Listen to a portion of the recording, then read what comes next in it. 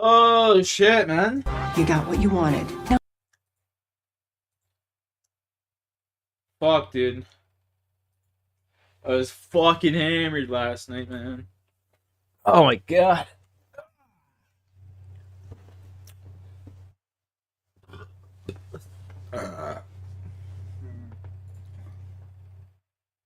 it's time to do what's right. Yeah. No. They put a gun to your head. Saul Goodman.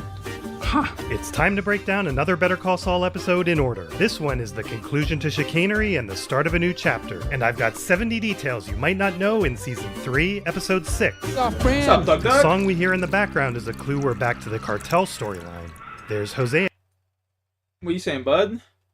Fuck, man, I got hammered last night up at my buddy's cottage. Fucking absolutely ruined.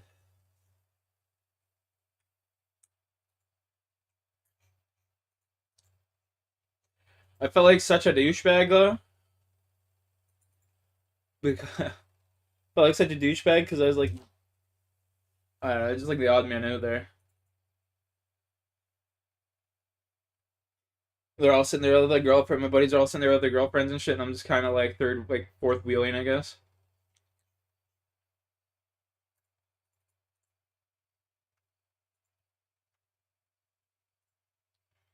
Again, the real-life upholsterer they originally auditioned to be Nacho's dad. Last season they called him restaurant owner in the credits, but now they call him the manager. The coffee machine is new for this season. This was here last time, and I believe it was really on the wall of the restaurant in 2016 because registering online is a little bit of a stretch for a local kids camp in 2003. With Tuco in jail, Nacho has to do all the counting, lie detecting, and enforcing himself. In real life, this guy was a reformed gang member. Sorry about the exit signs. I guess they couldn't kill those for you. This is an illusion because this is a real restaurant and exit signs must be illuminated to a surface value of at least 5-foot candles. It's just not very bright. Although we don't see for motion picture use only, that $5 bill looks very fake. Nacho should know better. I see you try to slip a fake into your weekly count. This all looks quite good. Nacho's watch says it's 2:30 and it looks like Hector's says it's 1:45. You're good? See, Nacho. Don Hector. This is a fake newspaper. I know this not because of the generic name or the generic headlines, but because this is a stock photo. If you didn't see him, the Tampico van tells us who's walking in. Hola, Don Hector. Hey, Nacho. Have a seat. How's your dad? My father's gonna bring in his Corolla. His dog's toward the back seat. One of my guys, new kid, got spooked by a cruiser and ran. Could it be Jesse? Probably not, but he would supposedly be 19 right now, and Crazy 8's old enough to call him a kid. Dumped his stash in the gutter. Let me finish. Hector's newspaper keeps changing to a different page on its own. You're light. The guy's Why didn't you make it up on your end? I did, but I couldn't make it all up. All right, make it up next week. Thank you, Nacho. Don Hector. Who works for who? Too bad Jonathan Banks isn't around to tell him it's who works for whom. 29 seconds have passed since the door closed. Crazy 8 should have walked with more urgency. No, I'm sorry!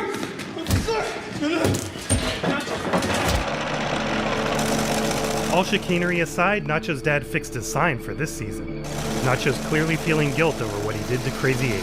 During this crescendo, they mixed in machine gun sounds.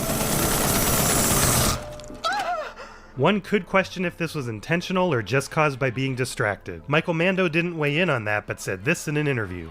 They couldn't get this shot to work during the normal 8-day shoot, so Peter Gould had to direct this reshoot later. Originally, the needle wasn't coming out of the prosthetic skin, believably. Alright, now back to the conclusion of the chicanery storyline. Jimmy McGill helps an underserved and frankly overlooked segment of our community, the elderly. What a noble pursuit. There's Mrs. Strauss. Gimme Jimmy. And our first good look at Mr. Collins. We haven't met the others, but I did find this lady at Jimmy's bingo game. Every one of them came here gladly in support of their lawyer. I like that these observers stuck around even though Howard didn't. They had wills that accurately reflected their wishes for a price they could afford because Jimmy McGill cares about people. He's devoted the past 3 years of his life to his brother's welfare. That's What you guys interesting saying? because Jimmy passed the bar in 1998 and Chuck got divorced sometime between 1992 and 98. ate, so it took a while for his symptoms to get to the point where Jimmy needed to help him, even though... When these symptoms first started, it was shortly after you were divorced. Yes. Even supporting Charles's career by hand-making a mylar-lined suit jacket to spare his brother discomfort from exposure to electricity. There's the stain where the clock was. They never put it back. When he discovered Charles had used his love and his caring against him, Jimmy snapped. Wouldn't you? This was a real company and phone number. They went out of business to the delight of many Yelpers. Chuck? Rebecca seems to be consistent with her 4 knocks. But she's from out of town, so she doesn't know that ABQ is a 5 or 7 knock town. He is deeply sorry. Deeply. He's more than ready to face the consequences. However, the State Bar's claim of destruction of evidence did not happen. Because 4 knocks didn't work, she escalates. So now the question you must ask yourselves is this. Is the legal profession better with Jimmy McGill in it? I believe the answer is a resounding yes. Pop. Oh, here's to 12 short months. What Chuck feared is exactly what came true. I'm not going to risk Jimmy getting, what, a year's suspension? You got every detail exactly right. Call the Pope, because according to your summation, I ought to be a saint, me and Mother Teresa. Saint Jimmy. Yeah, that's a nice ring to it. Oh, Jimmy. Have you given any thought to what you're going to do for the next year? The writers made a list of ideas. One was becoming a used car salesman. Oh, slow down.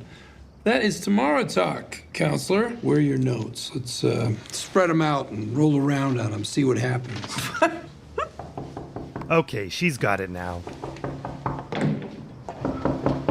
And there's the escalation. Rebecca? I was just at Chuck's and he won't answer the door. This is the only episode directed by Keith Gordon, who's a prolific actor and director. Although not his biggest role, he appeared as young Joe in All That Jazz. I was out there knocking for almost an hour. Almost an hour? I wonder if she kept increasing the number of knocks each time. I want you to come with me to get him to let us in. No thanks. You know, she's going to hate you when this is over. Yep, I've already kicked my door in for the year. You owe it to him. I don't owe him squat. Jimmy, exit.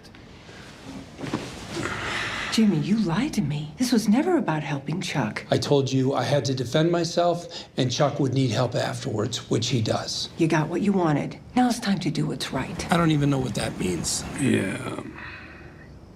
No. Cold-blooded. He's still your brother. Not anymore, he's not.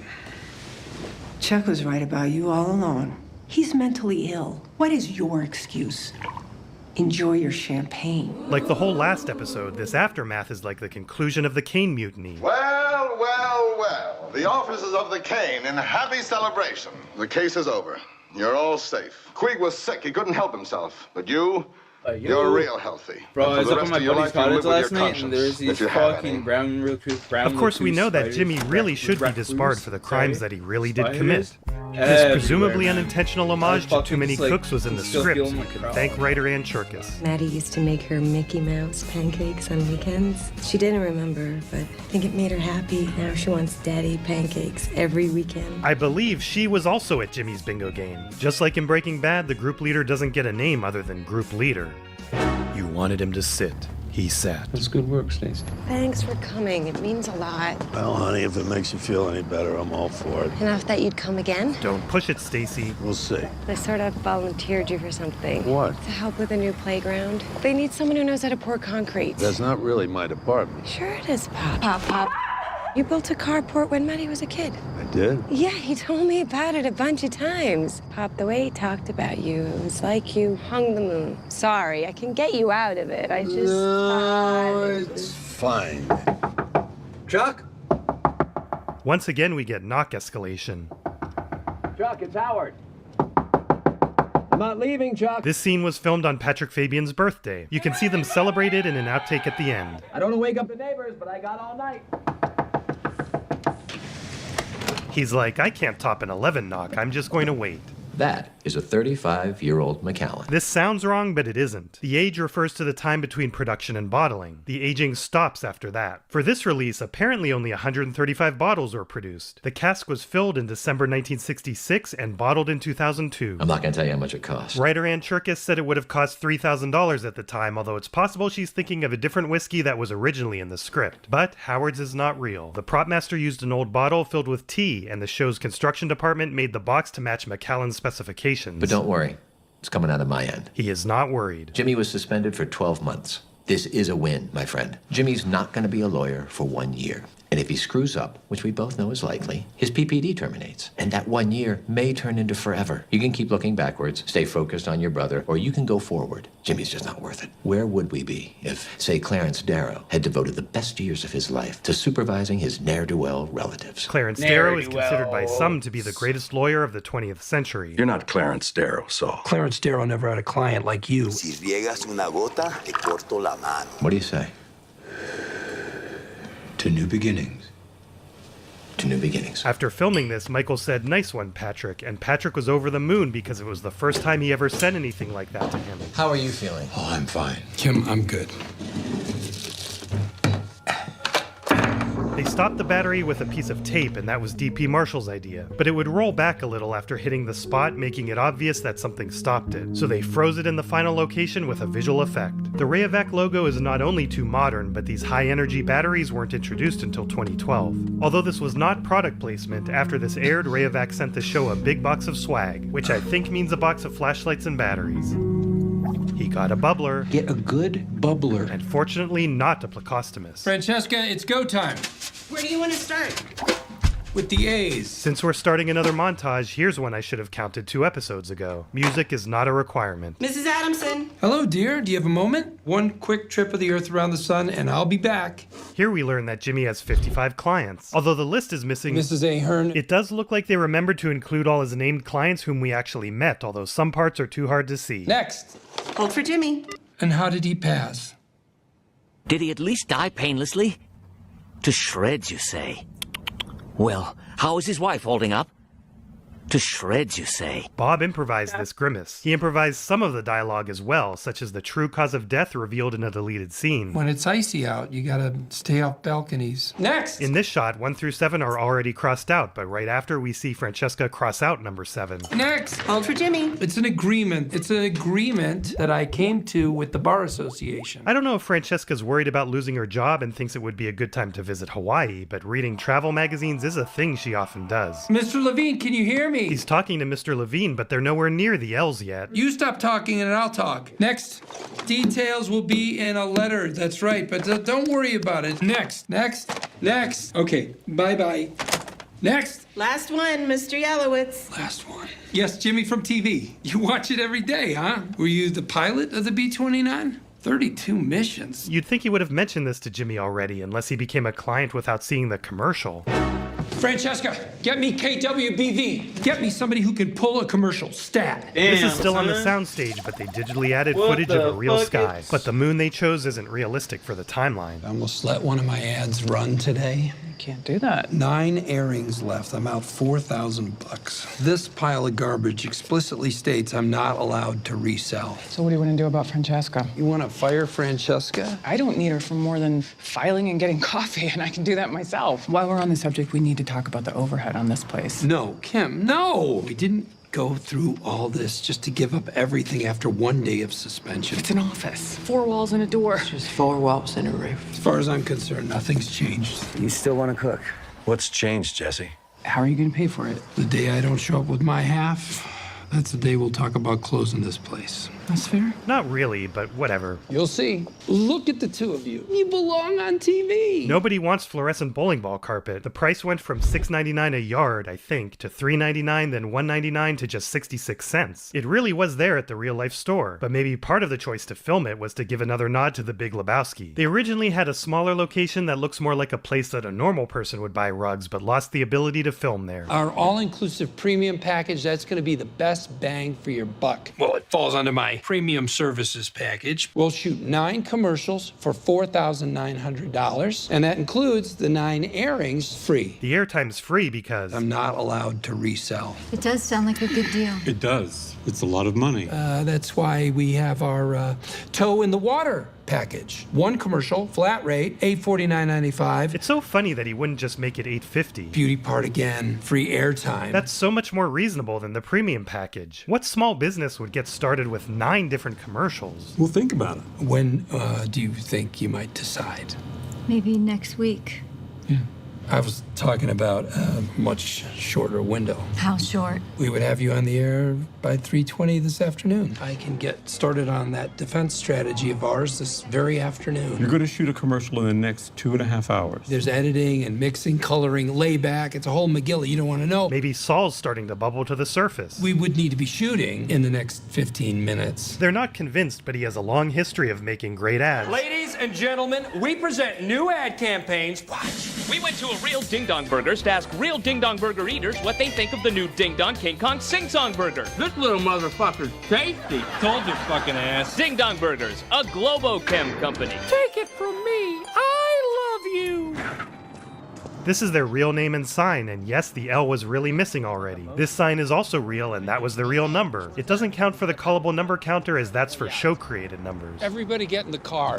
They kept bringing back the film crew because they liked them so much, like what happened with Crazy 8, Jesse, Ernie, Hector, Bill, Irene, and Captain Bauer. This mic collapses, so sticking it out the window is unnecessary, but funny. How do I find somebody who needs a commercial and can afford one? You could make a commercial. Have you not been listening? That's what I've been trying. Oh, right. Editor Kelly Dixon noticed there was a Too Modern Jack in the Box logo in this shot, so they digitally replaced it with an era-appropriate logo. As they pull in, the dish shadows go straight back, but with the camera angle change, the shadows now are more at like a 45-degree angle. Jimmy McGill's the name. Advertising Get ready. Insurance is my game. Larry is my name. I can't do this. Sure you can. No. We're totally off-brand here. I'm Jimmy McGill, a lawyer you can trust, and I can't suddenly turn into commercial guy. Say the words. For a limited time, we'll shoot your commercial today and have it on air. Probably like 2 years.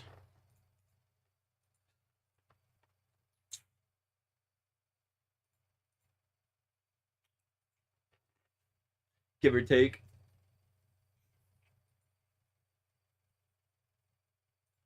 Air tomorrow.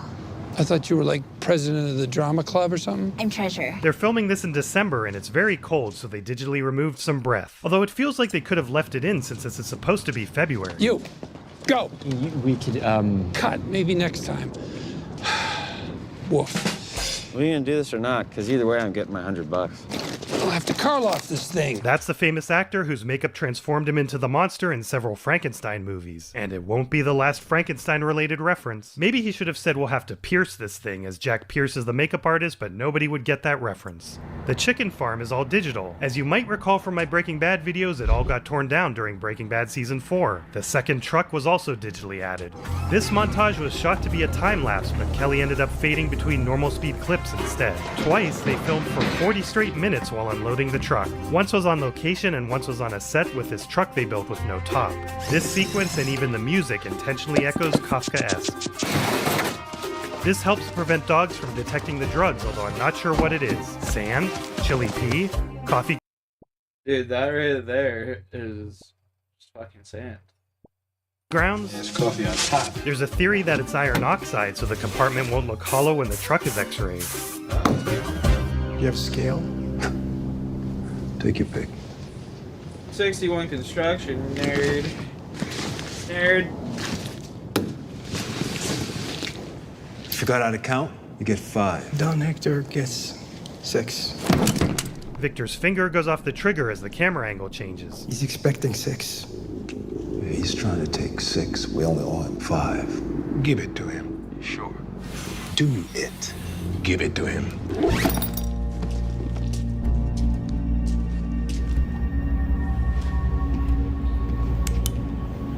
Now that That's looks Fire familiar. Cape. I have enough. I want to get 81 Herblore. I'm probably gonna bang out 81 Herblore today. Mix some brewskis, or at least get 77 so I can boost for some brewskis, and then once I get a brewski or two, that's the goal.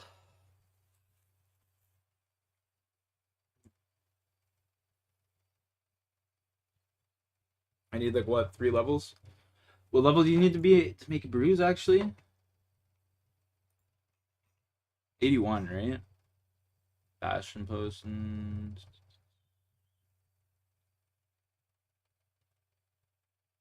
yeah, 81.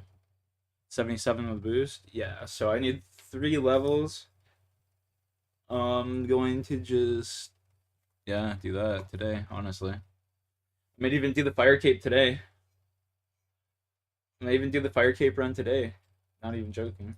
Actually, what time does the Blue Jays game start? I want to watch the Blue Jays game too, so might not get it done today. But I already told my mom I'm not going into work tomorrow. I fucking not doing it. So either today or tomorrow, pretty much. What was I gonna look up? Blue Jays game. I think it starts at like 3 o'clock. 3:07, yeah. Last game of the year, bro. Last game of the fucking year. They need to win it. They literally need to win it, or else they just lose their division.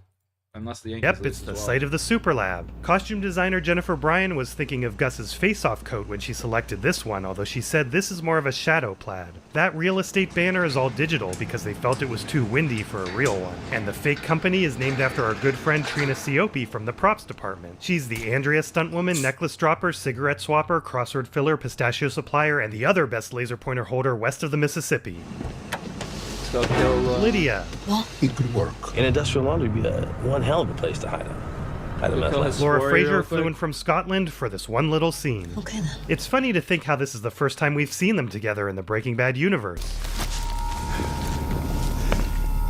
There's Marie's car, not intentional as they blocked out the license plate. Here Chuck passes her and Bert's Tiki Lounge before the Chemo Theater, but after walking past the theater, he's once again by the Tiki Lounge and her car. And way back there is a way too modern Jeep Renegade. Peter chose the Bunny Lake is Missing movie here because the title stuck with him since he was a child, wondering how a lake could go missing. This feels like a side of Albuquerque we haven't seen, but this is the same street from this time-lapse from the Moss episode of Breaking Bad, less than 2 blocks away. And Combo was outside Bert's Tiki Lounge in Breakage. Speaking of Breakage, here's an important follow-up to my 38 snub video. This guy is the mysterious extra in Breaking Bad Season 4 that everyone thinks is Bryan Cranston and I thought might be Dean Norris. This was pointed out to me by his grandchild and it checks out. This street is not very bright in real life, but they pushed the Vericam to 10,000 ISO and also added some pizzazz in post. It's very hard to hear with the music, but they added a zap sound each time he presses a button. That's pretty cool. May I speak with Dr. Lara Cruz, please? I need to see Dr. Cruz as soon as possible. Chuck seems to be taking Howard's advice and thinking I need to grab 1,200 fucking Blue Dragon scales, dog. Oh my god, that's cringe. Let's see here. Farming Herbler.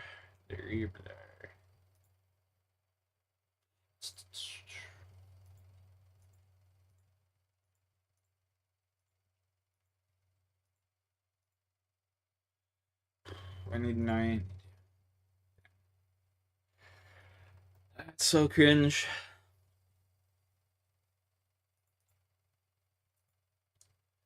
How do I get wines as Amarak? I think I need like I think I need grapes, right? Yeah.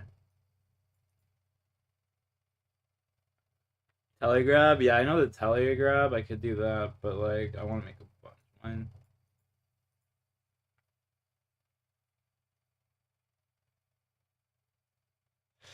Yeah. Probably just gonna do the Telegrab.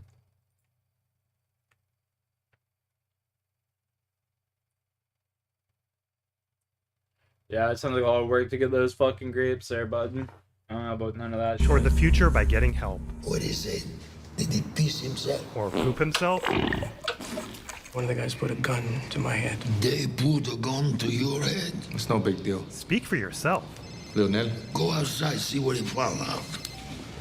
So, your father, where does he get his upholstery? Those bottles just rotated. Jalisco? I want a new way to get my stuff over the border. But the chicken man... Temporary. The green bottle rotated yet again. My father is a simple man. Don't worry, I take good care of Papi. He make money a lot more than with his little sewing machine. Tuco knifed the guy. We kind of knew this would happen. We're pretty sure he knifed a Mexican national in 03. What? All he had to do was 6 months. He'd be in there forever.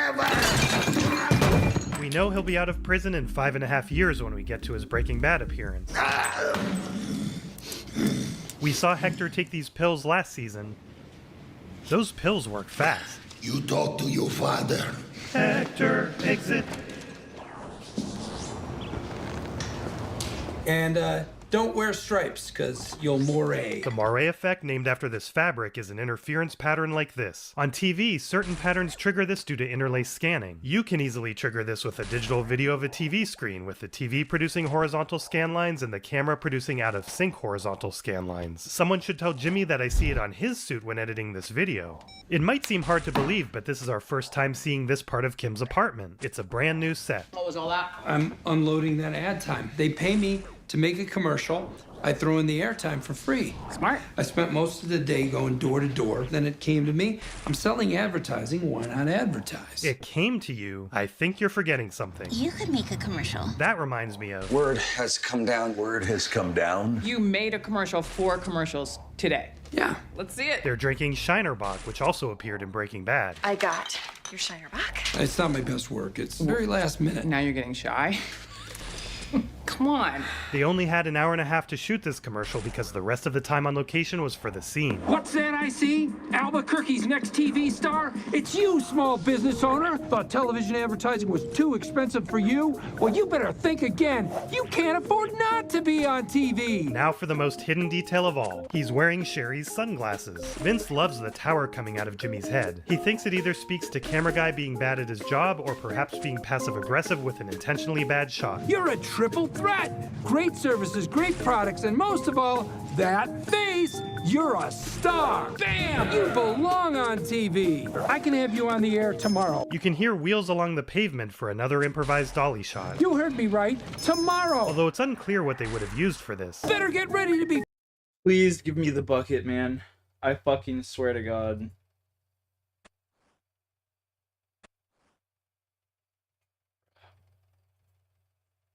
I fucking hate this game, dude. Fucking hate this game, man. Famous Albuquerque! I can make you a TV star for a price you can afford. Call me, Saul Goodman. The world needs to know about you and your business. Call me now. Yes, there is a counter for every time Saul says his name, which only activated once. Saul. Although I didn't count the 5 Sauls we heard at the beginning of the series, so I'll do that now. Saul. This is the first time we've heard it in the main timeline, though. It makes sense, but Jimmy has the same phone number we saw on the billboard in Season 1. And it is callable, but the message was updated for a later season, so still don't call it if you haven't finished the series. This does not bump up the counter because it's only for distinct numbers. The guy at the station said he's never seen so many star wipes in a row. We star wipe to a glamour shot of Flanders. There are other wipes besides star wipes. Why eat hamburger when you can have steak? I'm taking my name off this thing. Kelly Dixon said it only took about 20 minutes to edit the commercial, although that's without the graphics and star wipes done in a separate VFX pass. They shot a lot of different variations for how disturbed Kim was. With the take they used, we can't tell what she's feeling. Saul Goodman. It's a bit surreal to hear Kim utter his name. That guy has a lot of energy. Although Jimmy turning into Saul is meant to be tragic, this is an exciting milestone for the series and a completely unexpected way for Jimmy to turn into Saul. It's just a name. Huh. I have a habit of making commercials like Jimmy, so here's a quick one. What's that I see? Better watch TV's next subscribe, and bam! And thanks to the new one.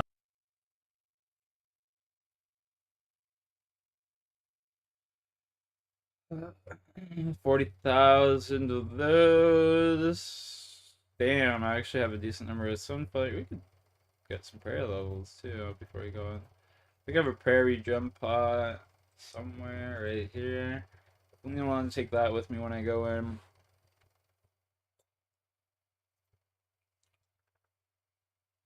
Got him.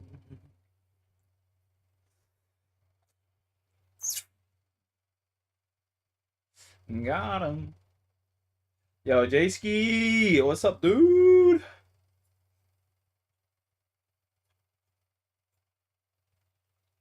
What you saying, big dog? Potato with cheese, bro. I forgot I even had these. What the fuck? Let's go. Patat with cheese, man.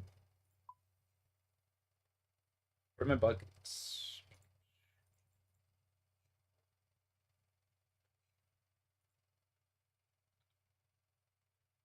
I was yesterday. It was pretty good. I went up to my buddy's cottage, got fucked up. They were like trying to hook me up with this chick. And I was just like not having it. I was just like, nah, this bitch is like a little too out in left field for me.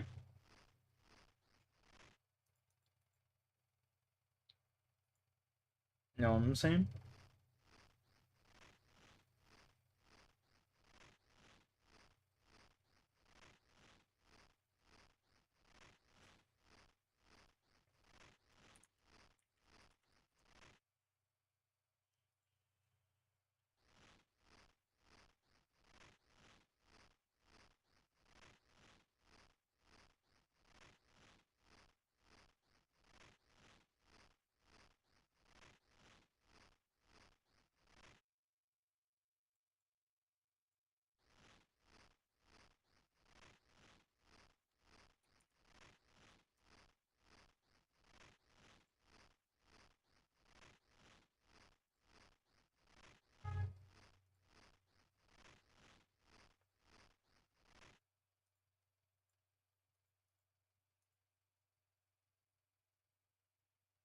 $12,000 of them.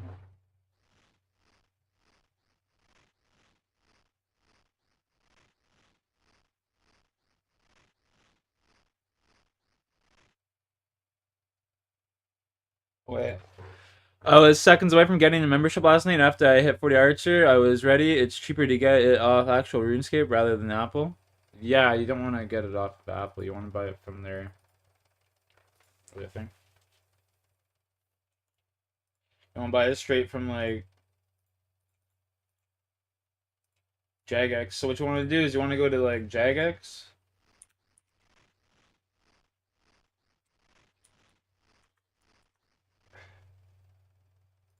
I want to go to Jagex. Games.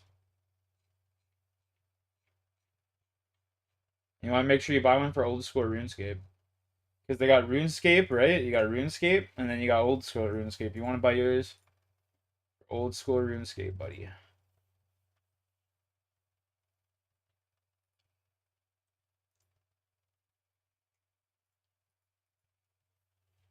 You don't want to make the mistake of buying the RuneScape one, because it will just not be good.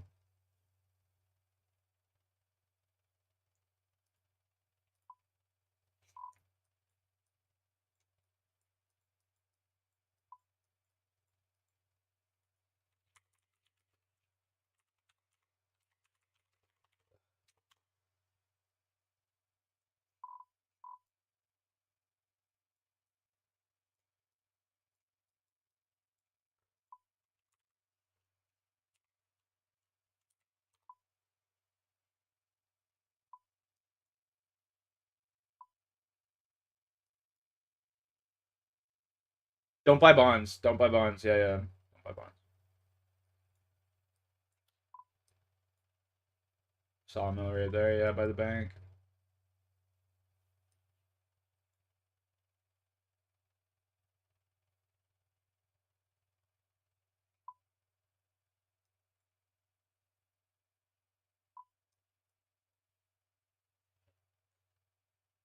You can buy it per month, or you can buy it for the year. I'd honestly just get it for a month and see if you like it first, you know what I mean? Because you might buy a year's and it might just go to waste. So just buy like a month or something, and then like give it a test, you know? You like I said, you may not even fucking enjoy it. So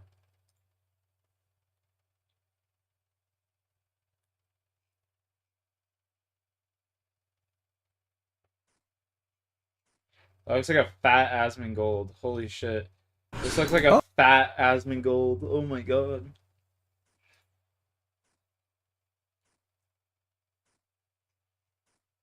Yeah, don't just buy a year, bro, because like that's what I should have done with Crooks. I bought him a year and he just hasn't even fucking played since, you know what I mean? So I should have just bought him like a month or two. That's the Yeah, well a lot of people are also shitters, so PC's better.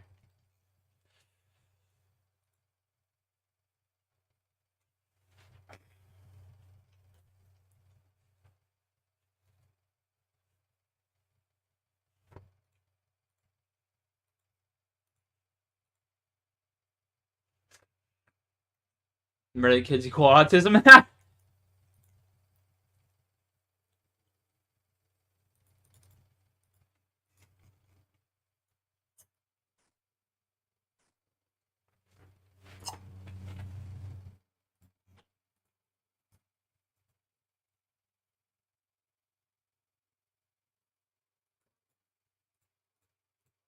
Can I play the video? What's going on here? Christmas holiday period approached in the winter of 2023.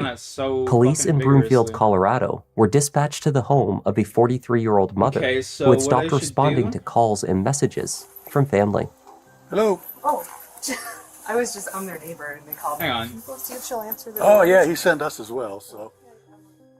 Officers performing the welfare check made a gruesome discovery. Oh, shit. Holy shit. Christelle Krug was a respected and capable professional, as well as a dedicated and busy mother to 3 children. For months, Christelle had been enduring a living nightmare, a stalker sending shocking and offensive messages and violent threats. I didn't get to see what that message said. Fuck. I wanted to see what it said. Professional, as well as a dedicated and busy mother to 3 children. For months, Christelle had been enduring a living nightmare, a stalker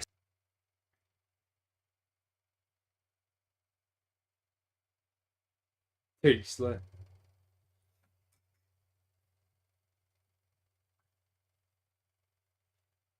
sending shocking and offensive messages and violent threats. It's a lot, and it has definitely made me like paranoid everywhere I go, unfortunately. So They're broken. Only in the wake of her death were investigators finally able to piece together the clues and You know what sucks, boys? I left my fucking grinder at my buddy's cottage. Rip. I don't know what the like. I left a bag of weed there too. I don't know what the fuck he did with it. I was like, Kyle, go and smoke a toke, bro. It's all on me, bro. It's on me. And he fucking little rat bastard took my shit.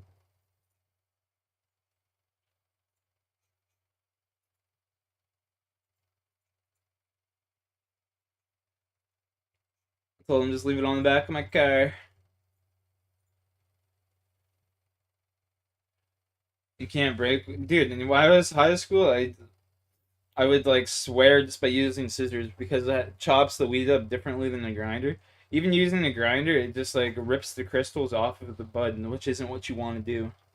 Like scissors are the way.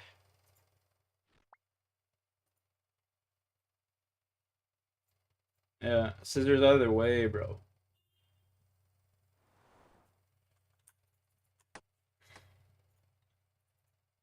If you don't know, then now you know, nigga. Biggie Smalls quote, don't hate on me, boys. Don't hate, appreciate.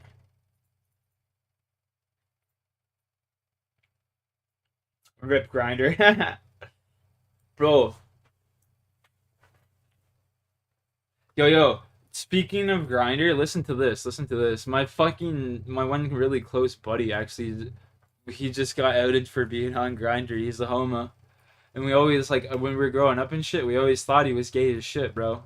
But, like, it's been confirmed. I was just like, fuck, no way, dude. We've known for years, bro. We've known for years. It was like a little rejoice moment. It was pretty funny. Okay, I gotta go do this.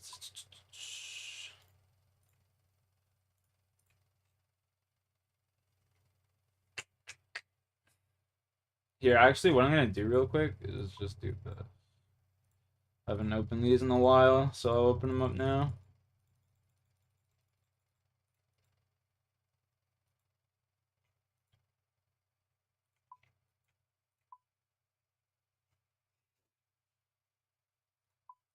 reveal the truth behind her stalker.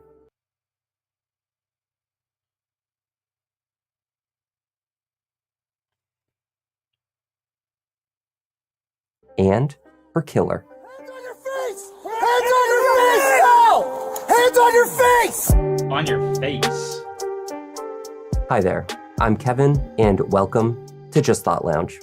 Today's case has a lengthy history. It's a tragic case with a horrific discovery, telling clues at the scene, and ultimately the unraveling of an intricate, clever, but brutal murder plot. Let's take a look.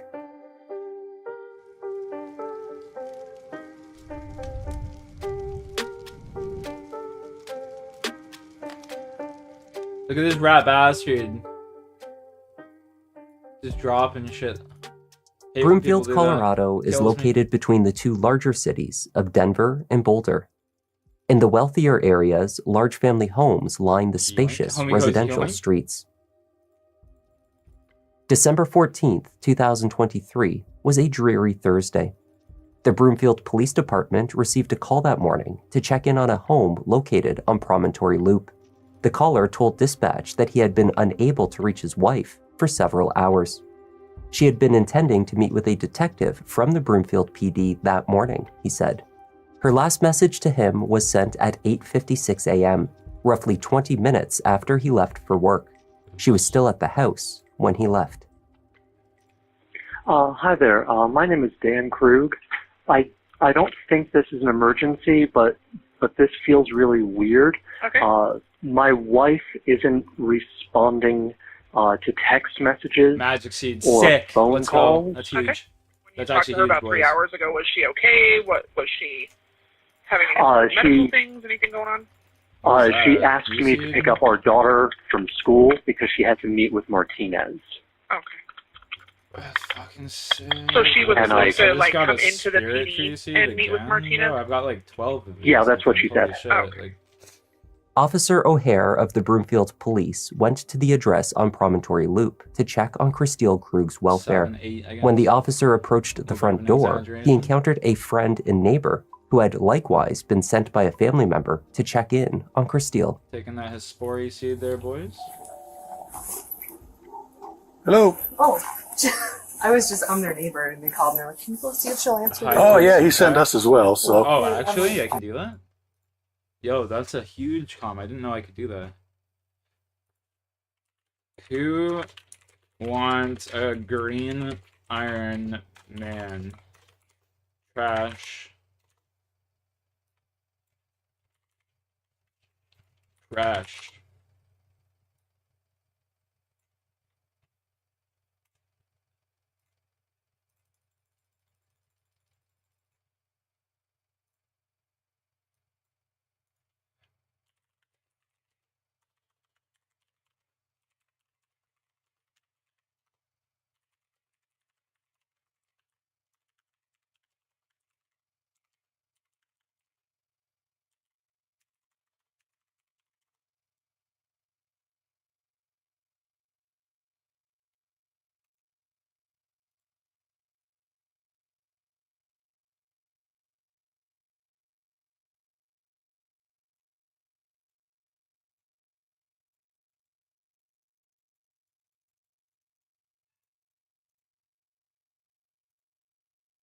I'm just sitting here talking shit to some random.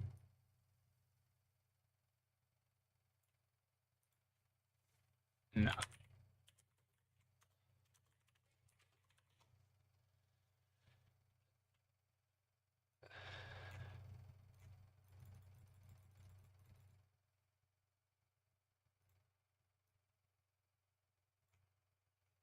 Oh, good one. Oh, good one.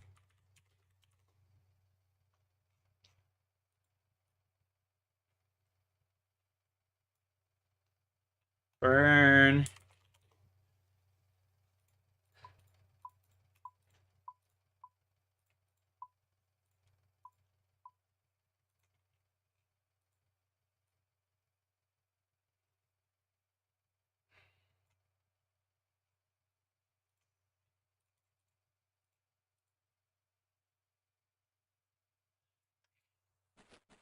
These are IRL. Those kids talking shit. Like, okay, buddy.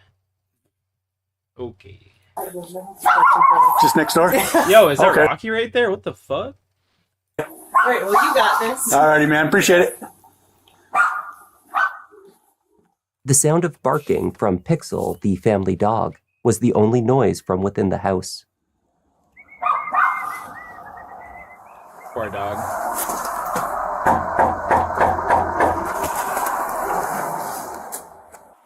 Receiving no response at the door, the officer proceeded to the side of the house to check if there was a vehicle. Where do I put the seeds? Do I give them to Jane?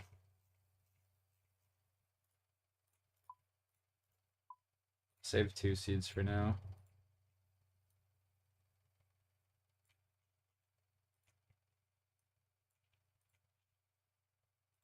How many would I like to trade in? Okay.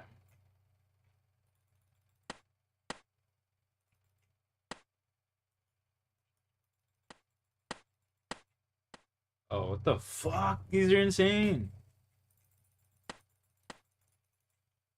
Dude, these are crazy. These seed packs are way better.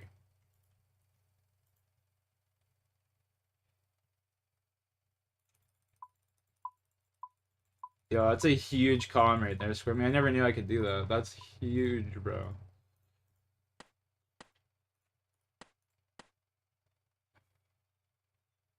What is this? Mahogany? Okay, okay.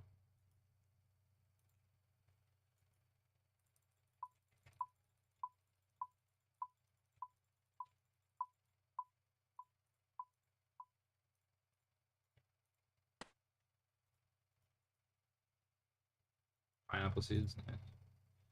I have to start. I have to start doing fucking farm runs, dude, like tree runs and shit again, dude. I need to get me some Hespori seeds. Like tons of. Yo, I got a question for you. Do you think your brother ever gonna use those seeds I threw in the bank or what? Hey, brother, ever gonna use these shits? Cause if not, man, I'm gonna just use them myself.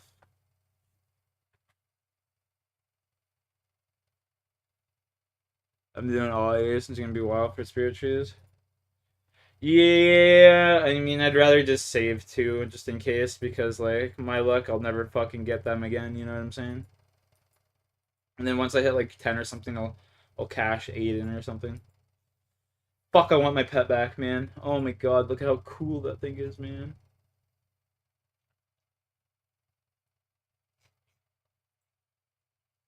I'm taking my seeds back then. Fuck him. If he wants them back, he can hit me up.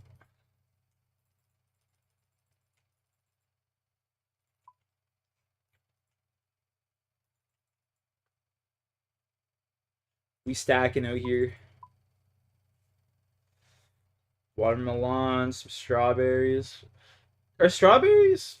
Do strawberries make super compost? I don't think that they do.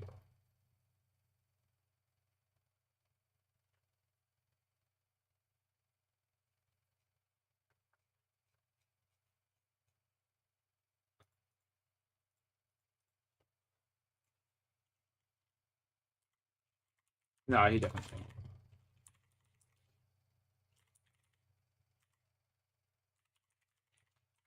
don't. Strawberry.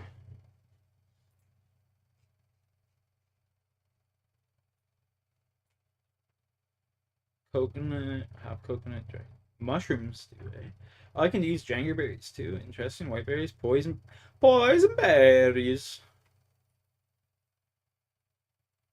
Huh. Okay, that's super good to know. I mean, I've got tons of berries and shit saved up, so it's fine with me. Oh. Parked in the garage. It's fine with me. All right, time to go. Unable to see through the high windows, O'Hare pulled his patrol car into the drive, stood on the front bumper, and peered in.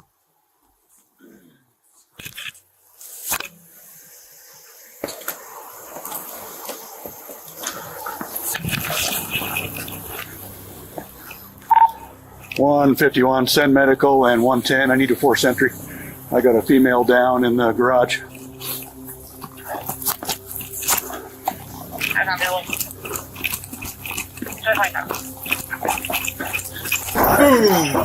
Rockville Police! Rockville Police! Oh, shit.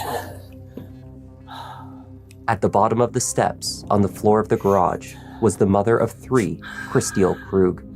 She was bleeding from a wound to the head and unresponsive.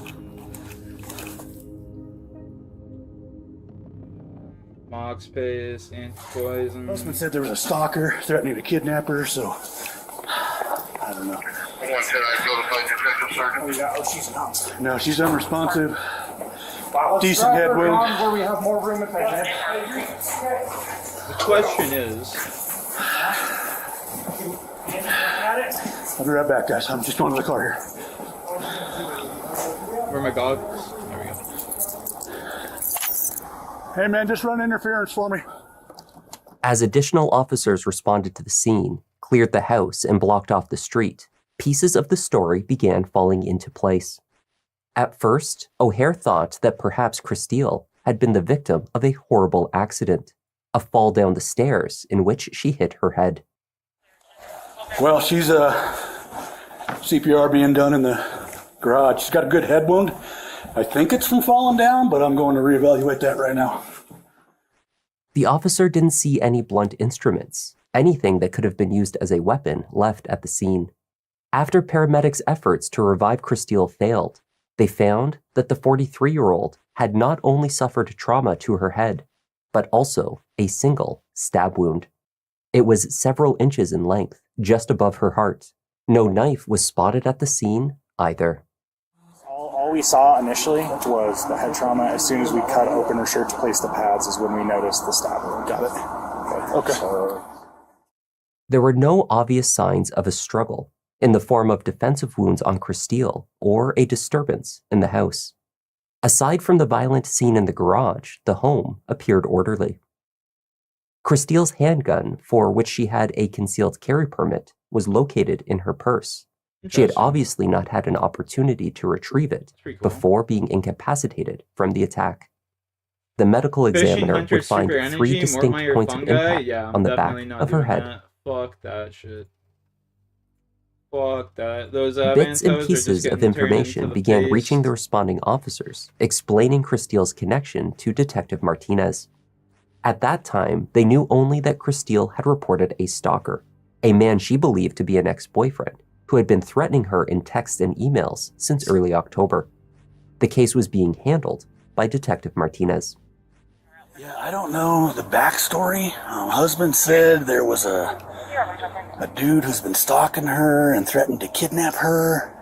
Where's this and dude Martinez from? was involved, and Martinez just said, hey, this is a big old... Something? I don't know, dude. I don't know the history on that part.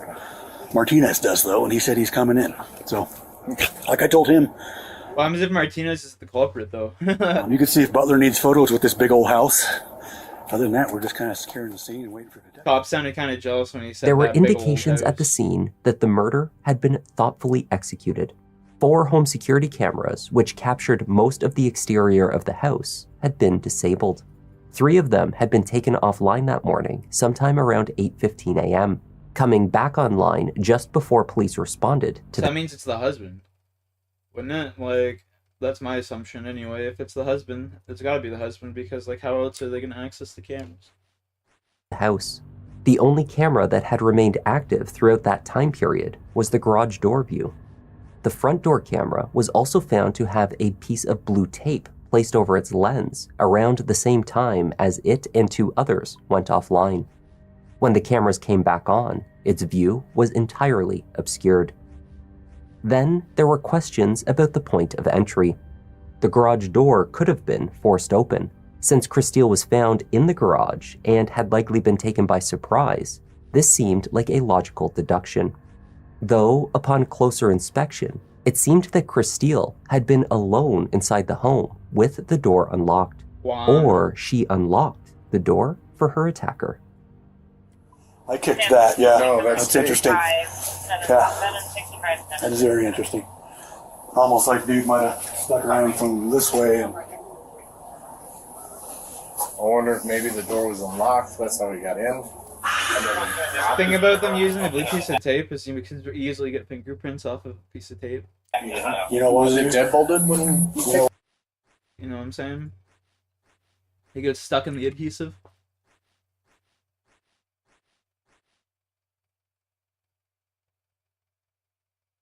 Oh yeah. Theft at home. You guys fucking kidding, really? You guys are fucking kidding, right? Fucking asshole, you fucking deserve it. Well, shit skin. Fucking assholes.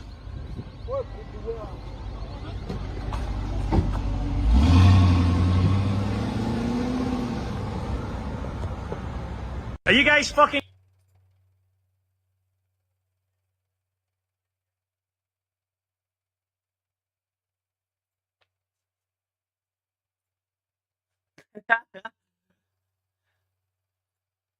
Fucking shit skins, man. What? I don't know. I kicked it and it went pretty easy, so I'm gonna say no deadbolt. It wasn't deadbolted, it was just unlocked. Yeah, you know what? That bottom one does not even lock. There's no way to lock the bottom one. Fucking retards, It's all dude. deadbolt. Yeah. This country sucks, man. And I right away saw her on the ground, blood smear on the wall. I came around here and You said the garage door looked weird? Let's look at it. It looks not forced entry weird, but not proper alignment weird either. See what I'm talking about? It looks like maybe it's just, I don't know, dude. Just When you were in the house, when you swept the house? Yeah, we did. And I didn't see anything like disturbance-wise or anything in the house. Outside in the garage is her car keys and looked like she was just leaving. Unless she maybe got greeted at the front door and ran that way. I don't know. But her car keys were at her side. Or a set Did of you car see keys. anything else on the inside? No, nothing of note. As detectives took stock of the evidence, This guy Daniel sounds like Krug, Tom Hanks, who dude. had initially called for the welfare check on his wife, The one column sounds like Tom Hanks. I swear to fucking God. Crumble up some weed here, smoke a Dubai.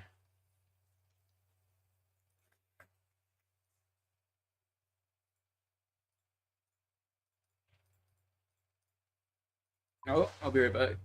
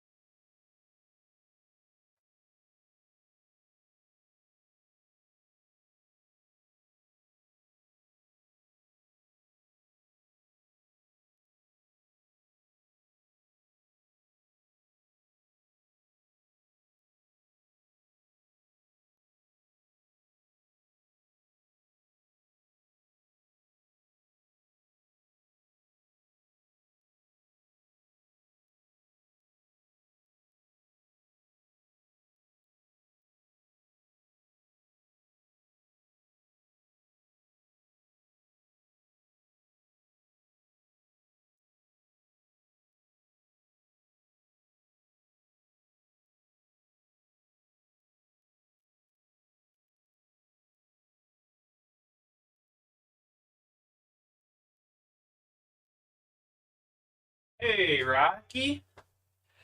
By cock, my little rock.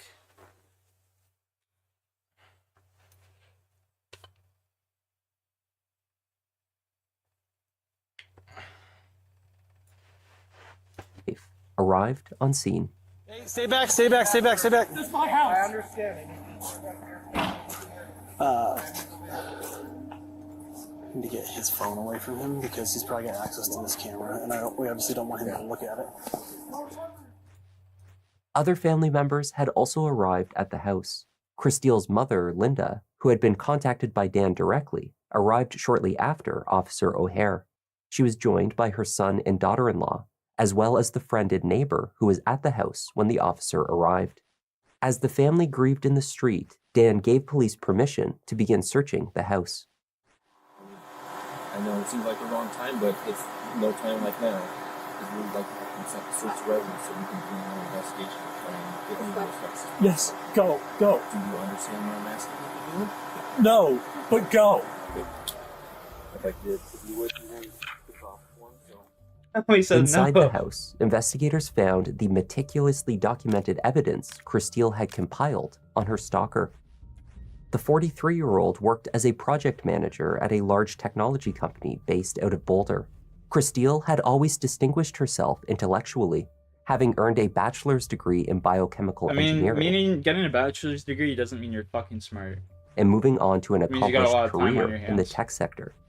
Beginning in early October, when she began receiving unwanted text messages and emails from an old college boyfriend, her instinct was to record and document everything. Her diary contained entries detailing each communication, the different phone numbers used by her stalker, various email addresses, and other details.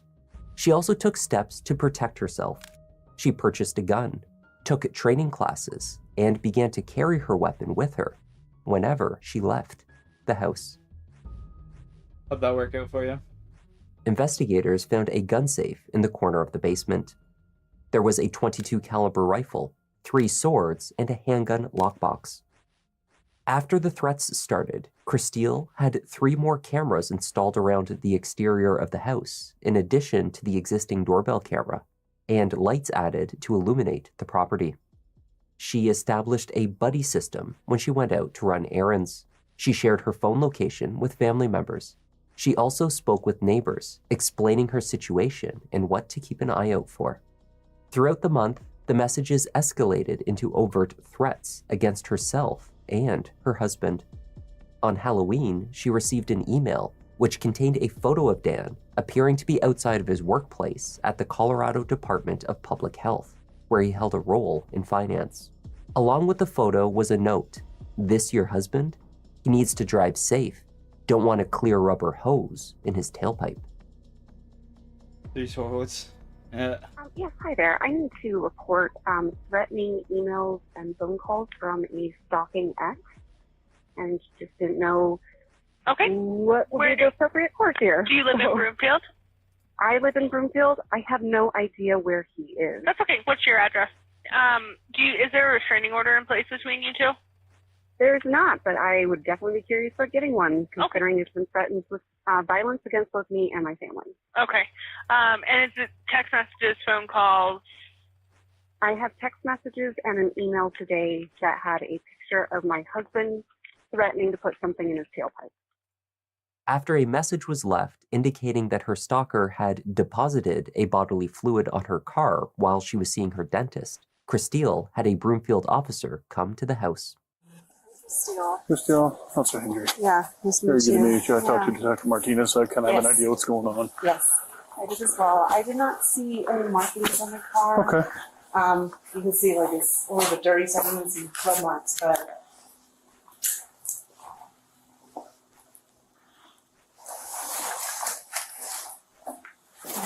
You know, this is rare, but if somebody does do something weird like this, it's usually obvious. yeah. I guess would be the Yeah, I know. the It's least like some kind of the least. In that instance, neither Christiel nor the officer saw any sign that the stalker had done what he had claimed to her car. Nonetheless, this incident was reported along with the others.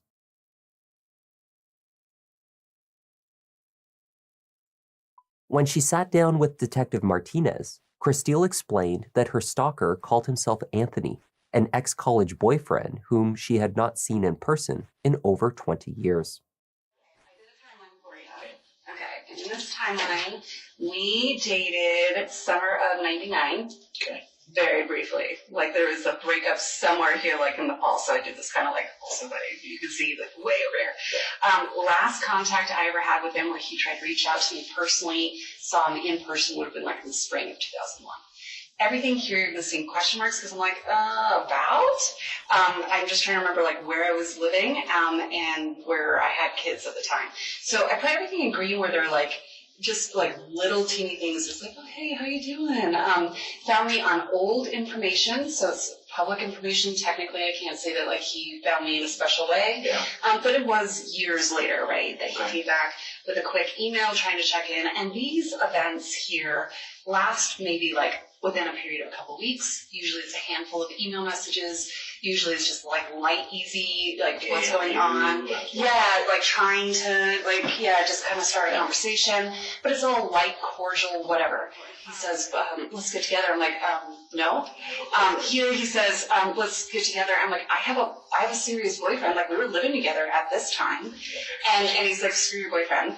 And then, I got married in 2007. He's reaching out to me. He can see I have a kid. This is my profile picture of like my kid. And I'm like, I have a family. No. And then again, where I'm like, I'm married with children, all the way here. So. Throughout the years, Anthony would reach out to inquire whether Christelle was interested in meeting with him. She always refused. In 2007, after meeting years before online, she married Dan. They went on to have 3 children. At the time of her death, they were aged 14, 11, and 8. Christelle told Detective Martinez that the only good thing about her circumstance was that her stalker appeared completely disinterested in her children. In all of his unhinged messages to her, he had never once mentioned them. Before the stalking began, there had been some concern that someone had tried to gain entry to the Krug family home through their garage. In September of that year, Dan returned home to find an unknown individual running from the property. Don't think it's related, but there was, my husband caught somebody going through our garage, like he came home, the garage door was up, and he caught somebody running out of our garage. We subsequently installed 2 more cameras on our property. So I get notifications of anybody that's like walking, driving. Do those all save? Yes, they all save. Hi there. My name is Dan Krug. I am a little late, but I'm reporting a trespasser on my property. What happened? About 4:50 or so, I was returning home from the store. My garage door was open. As I approached it, someone ran out and ran through my backyard and got away. Oh. So that's really all I have to go on. Have you noticed if anything was missing? The only thing I think is missing was a spare house key. Okay. Do you think that person possibly took it? That's the best guess of my wife and I, yeah.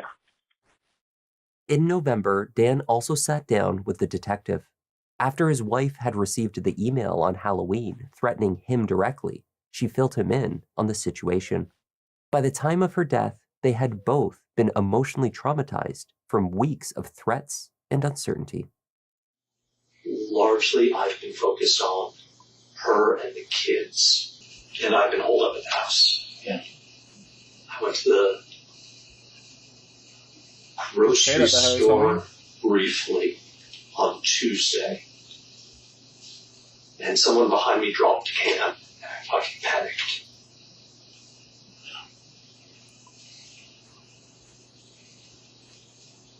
So what am I doing? I'm panicking. And I'm doing a shit job of protecting my wife.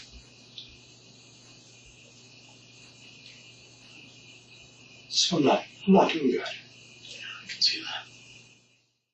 And I keep trying to remind myself this is intending to be terrorizing.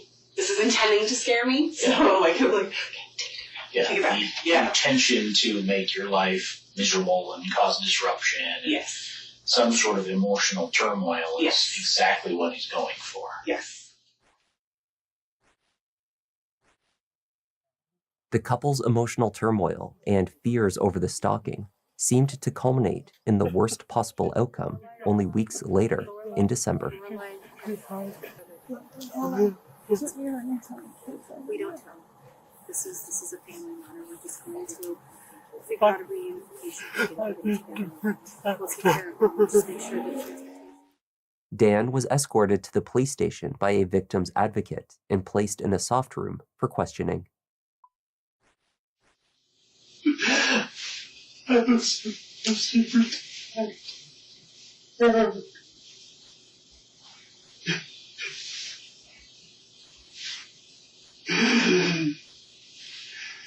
not your fault. I'm sorry I didn't answer. While he consoled Dan, Detective Martinez awaited the results of expedited search warrants on the stalker's data.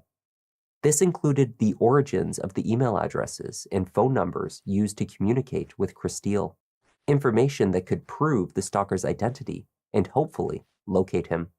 Although the information had already been requested weeks earlier, it took the unfortunate event of Christelle's murder to force a rapid response Goes to to these show you they warrants. don't give a fuck. In addition, detectives were busy searching through Christelle's cell phone and items from inside the house.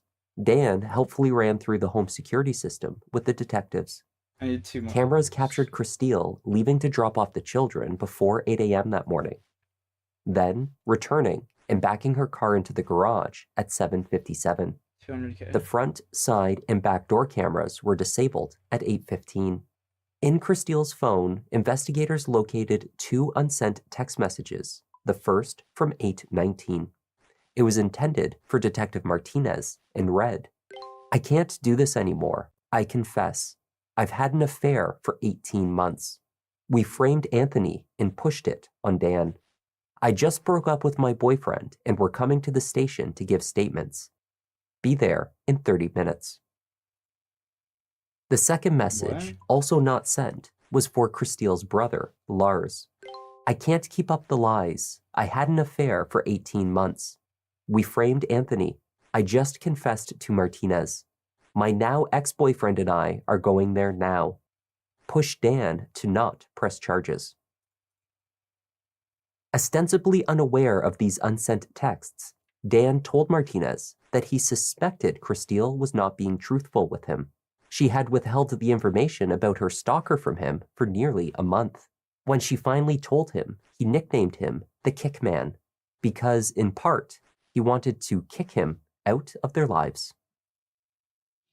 I felt like she was keeping secrets. Boy.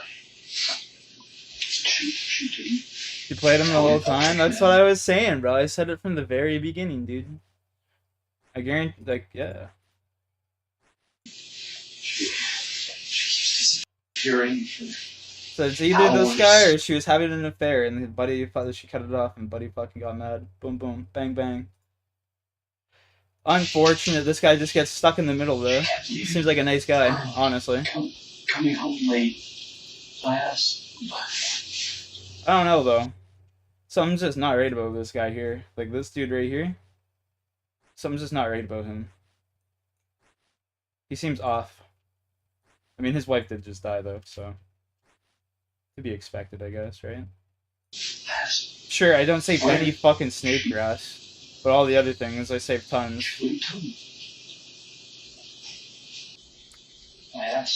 Like, to be fair, he is talking in a very quiet voice right now, which is also, like, a good sign. But he's also, like, I don't know, he's sobbing. He's sobbing really hard, and then, like, he just all of a sudden stops like that. Like, I don't know. That man's got While mad control of his detectives emotions. I continued don't to think I could speak do that. delicately with Dan Cruz, If my wife got murdered. information from the scene and their warrants was He couldn't pouring hurt a in. fly? Yeah. Along with the many notes that Christelle had written about her stalker were ones revealing the state of her marriage. She wrote that she wanted a divorce. She did not trust her husband with the children, and she no longer loved him. However, there was nothing in her handwriting suggesting that she was having an affair. 1 minute after the text was typed out for her brother confessing to one, Christile's phone was powered off. The only camera that remained online showed Dan leaving for work 2 minutes later. Hey? Bro. Hey? At 8:24. The last communication sent from Christile's phone was much later at 8:56. That was the message to Dan asking him to collect their daughter later that day. Wait, I need to rehear that. I think I heard this wrong. I gotta go back. She did not trust her husband with the children, and she no longer I think I loved misheard him. what he was saying. However, there was nothing in her handwriting suggesting that she was having an affair. 1 minute after the text was typed out for her brother confessing to one, Christile's phone was powered off. The only camera that remained online showed Dan leaving for work 2 minutes later at 8:24. Why were the other cameras turned off, though, when he's at home? The last communication sent from Christile's phone was much later at 8:56. That was the message to Dan asking him to collect their daughter later that day. When detectives returned to the room to speak with Dan further, they read him his Miranda rights. Yeah. Dan joked that since his brother married a prosecutor, her voice was in his head, telling him to ask for a lawyer. He didn't. And in typical cop fashion, he married a prosecutor. So I had Lynn's voice in my head going, get a fucking lawyer.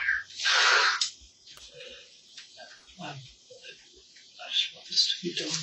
I don't want to go home. I just don't want to. The detectives began by asking Dan to detail the trouble in his marriage. They were keen to understand whether the concern created by Christile's stalker had caused the couple to grow closer. Maybe even brought you guys closer, not maybe emotionally closer, but you guys were physically sort of working on things besides your kids. There was a mutual. Yeah, there was, over the course of November, there was a better team feel. Okay. You know, we better respond team to crisis. Right. I had her as a partner to protect the family, but it didn't feel like a partner who valued me. I mean, it sounds like you feel like you were completely, I don't know, written off by her. This guy's or that fucking himself right now. She has zero care for you anymore. I don't want a divorce. Okay. I have loved her for 20 years. Mm-hmm. Dan was asked to walk the detectives through what he thought could have occurred that morning. I had left. She was in the kitchen. She would have had whatever meetings that she had. Then she said she was meeting with you. But you know nothing about that, so I have no idea what the fuck that is. What's his name? The other detective. The pie guy, just manic as fuck? Yeah. Said that the cameras were turned off. That shouldn't happen. The only way that the cameras can be turned off is through the app. One of us has to hit the button. Someone came to the I mean, bro, this guy like smart or something? Like, what the fuck is he talking about here? She doesn't usually answer the door. But she must have, because she must have. So in my brain, the story that I have is someone came to the door. Maybe she went outside to get a package, and they must have come in. You think either she was taken off guard or it was somebody familiar to her? I don't know who familiar would have been. She had to have been taken off guard.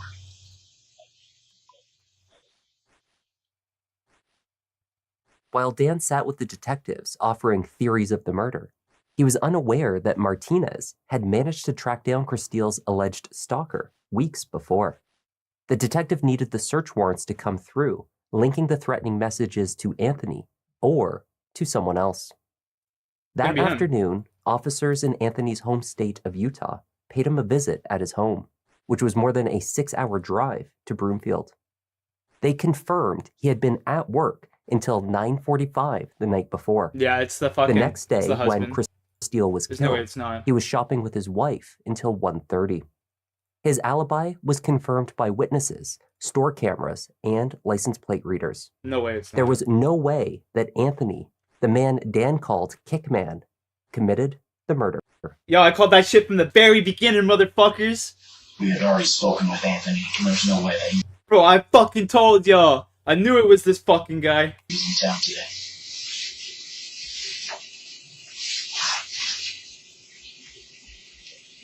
That I have nothing. That I'm fucking terrified to bring my children home. Data from the search warrants confirmed what the detective had suspected. Multiple emails sent to Christile had originated from an IP address registered to the Colorado General Government in Greenwood Village, Dan Krug's workplace. Yeah. The Gmail account that, and you can speak more specifically. Am I good or what? That text now number we were talking about, the number that he initially texted Christile from. The Gmail account. This guy's a worm? Yo, bro. Holy fuck, dude. I am so good. I can't believe I actually guessed it. But there's just like you guys initially the way he was crying originally when he showed up was just so forced, you know what I mean? Like you could just tell it was fake. I just fucking knew. And as soon as he started to cry, I was like, you don't cry like that though. Like, you know what I mean? Like he's like having these like really deep, like I don't know, it just sounded so like so fake. Holy fuck, that's insane. I can't believe that. Received with the photo of you in it, and the phone number, those originated through their IP addresses at your office. As far as we know right now, there's no physical way that he knew about the affair. Been involved in this based on where he's at right now. So, you know, the mystery continues, and things are certainly pointing in one direction right now. Look at that face. The face of, oh shit, I've been caught. All this time we've been looking for him, for the protection there. And you just found him today, like that. Because I've been looking at you, but I've been waiting for these records to come back. As the interview progressed, Dan became increasingly quiet and still. He spoke slower, claiming to be in a state of emotional and physical exhaustion from the day's events. Instead of offering a fiery defense of his innocence, he seemed to struggle to summon the energy to respond to the detective's assertions at all. They posited that Dan was the alleged stalker, that he had hoped the fabricated threat to his wife would cause her to run to him for safety and protection, drawing them closer together. Instead, she kept it from him for nearly a month. She took steps to protect herself, enrolled in self-defense classes, purchased and trained with her handgun, maintained a meticulous stalker log and communication with police, and she coordinated with trusted family members and friends. You don't get the response and the openness you once did for about 28 days, from October 2nd to October 31st. So you amp it up a little bit. Send a photo of yourself to her at an account you created. See what her response is. I drew that conclusion that a lot of this stalking stuff in this report that you guys, that of this kick man, has brought you closer and maybe given a little bit of hope in your relationship that you can accomplish something together. I don't know where you're going with that. You're using this. My brain is fried. I'm sure. Kind of using this circumstance to bring you guys closer together. You yourself said that. Having the common goal of circling the wagons. It's something along the lines that it felt like we had more teamwork. Right. I think there's a big gap between teamwork and rekindling a romance. Dan spent roughly 4 hours at the police station that day before declaring that he was finished with questioning. You're done. Yeah, please have my phones and the keys to my car. So the last thing that we're going to do before we get to that point is we need to process you for physical. Forensic experts processing Dan's clothing found no blood residue. Similarly, teams sent to search the vehicle he had driven to work that day returned nothing of evidentiary value. They had been unable to isolate a cleanup at the scene or definitively point to a murder weapon. If Dan Krug was the killer, it was likely to be digital evidence, not physical, that would prove his guilt. Kind of hard to say. As Dan awaited a ride from the station following his questioning, he pled with Martinez to find the man who murdered his wife. As a husband, as a father,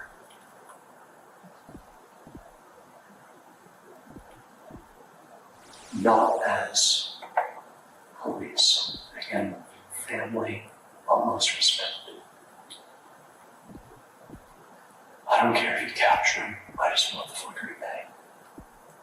He took my children's mother for Christmas. Notice how he doesn't say wife. Just saying. They're never gonna get over that. Find him. As a father. Don't just assume. This guy's a bad actor. He's watched way too many fucking movies. He thinks he's like Tom Hanks right here or something, you know what I mean? Keep looking. Over the following 2 days, the crime scene was thoroughly processed. So too was Christile's car, as well as Dan's office at the state government building. Further digital evidence was compiled from Dan's laptop and cell phone. Those closest to Christile reached out with their own theories, including her mother, Linda. Linda expressed concern that in the chaos and distress on the day of the murder, she had neglected to convey key facts to investigators, primarily about her daughter's husband. Just tell me what's on your mind. Okay, so, setting aside, because we all know that Dan's under suspicion.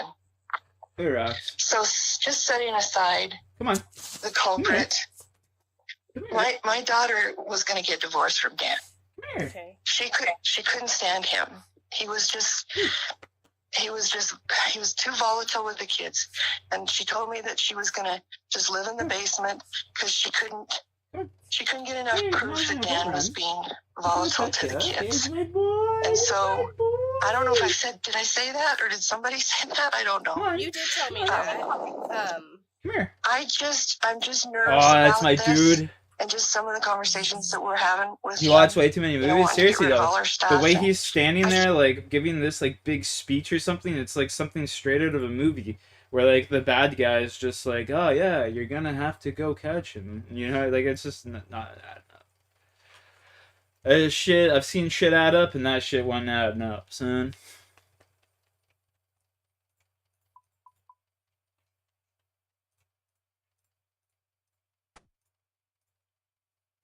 Hey, Rocky. By Cocky Rocky.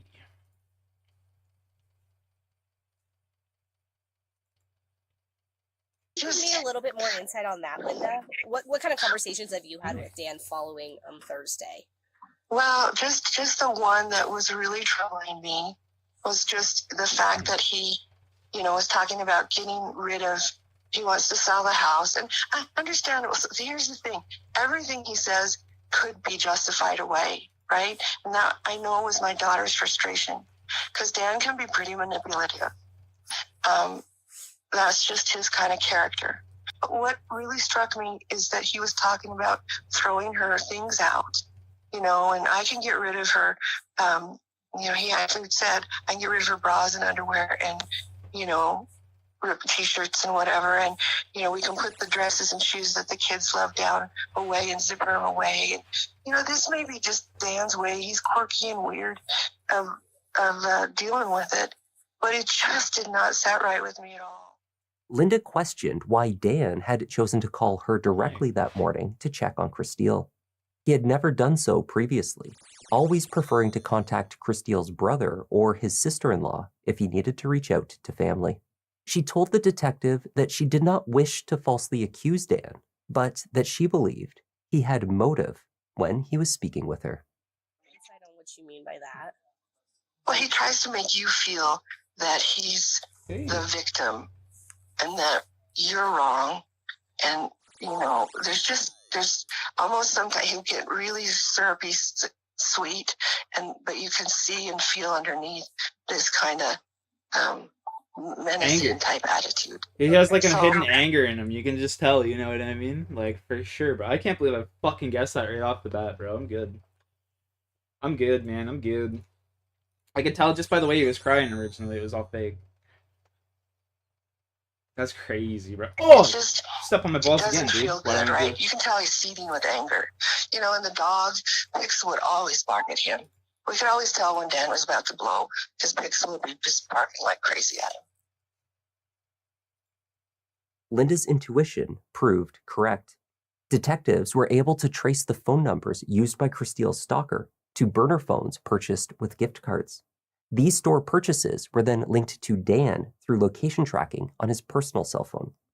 His phone also revealed a curious search history from around 9 p.m. on the night before his wife was killed. Shit. At 8:55, Dan searched, "How hard would you have to hit someone on the head to make them unconscious? How durable is the human head to withstand trauma?" 2 minutes later, he searched, "How hard a hit for head trauma to go unconscious?" But that was not all. The final text message sent from Christelle's cell phone was timestamped at 8:56 a.m., over 20 minutes after Dan was captured by the only working security camera leaving for work.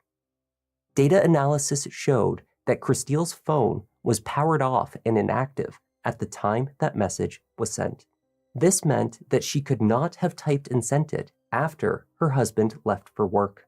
It had been scheduled by someone much earlier to send to Dan's device after he had left the house.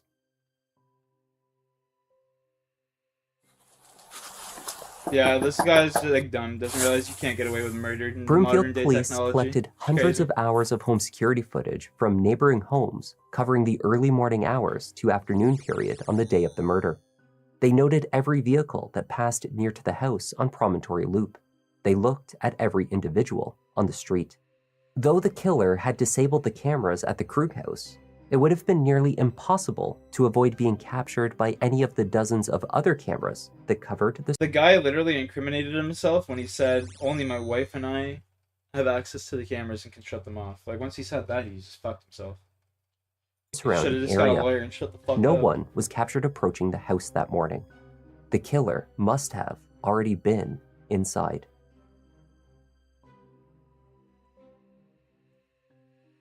On December 16th, 2 days after the murder, Dan Krug was surrounded by law enforcement in the parking lot of the King Supers in Broomfield.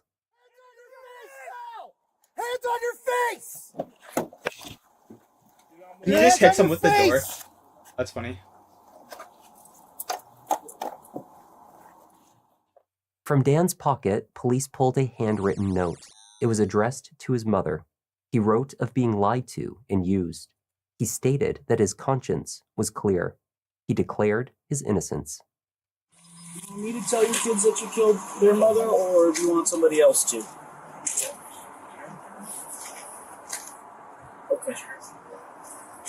All right. Get his hands out of his pockets there, officer.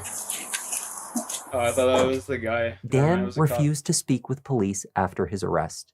He was charged with first-degree murder and pleaded not guilty. Daniel Krug went to trial in April 2025. His defense argued that there was no physical evidence linking Dan to the crime. The case was circumstantial and, in their opinion, weak. The state pointed to Dan's motive, the digital evidence linking him to the stalking, the disabled security cameras, and the cleverly scheduled text message from Christiel's phone that had been intended to be his alibi. We know the physical evidence, and there is an enormous disconnect between that and the circumstantial picture the prosecution wants you to believe. Mr. Krug did not kill his wife. He did not commit these crimes. This was about Dan losing control. He was not in love with Christiel, and that resentment had turned to rage by the time we get to December 14th. Think about what he did to her. You don't do that to somebody you love. Think about the absolute nightmare and hell that he made the last few months of her life.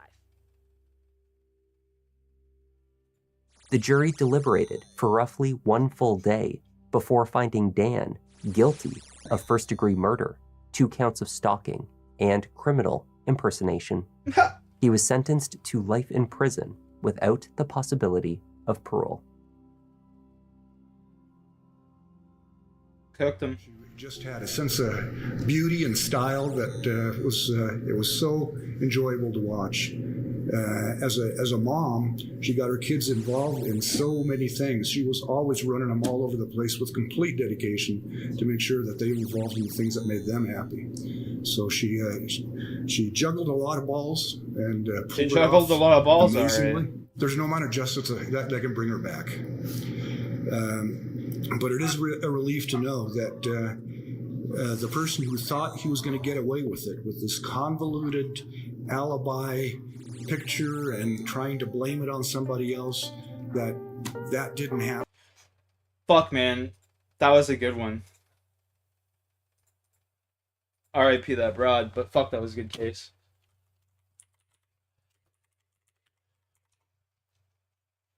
Really good fucking case right there, man.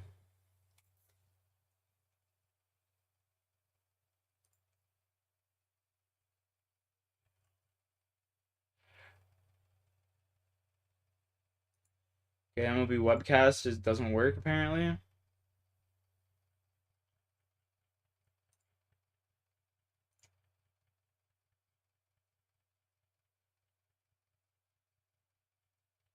Yeah, suck my fucking cock, subscribers only. Fucking losers.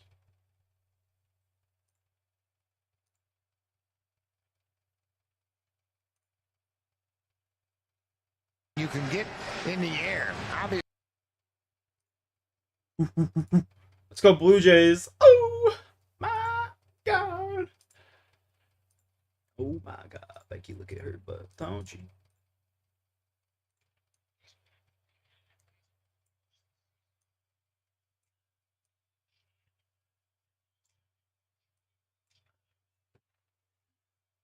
Yes. Let's go, baby. We're only in the first. Woo! Gonna be a good one.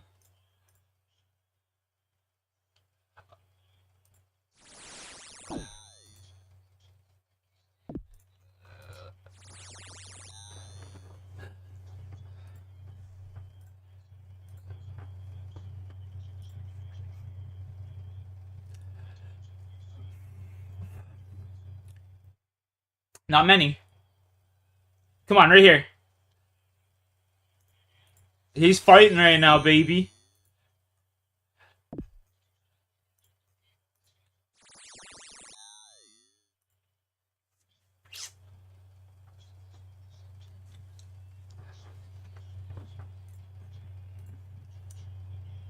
Oh! Let's fucking go, Grand Slam, baby!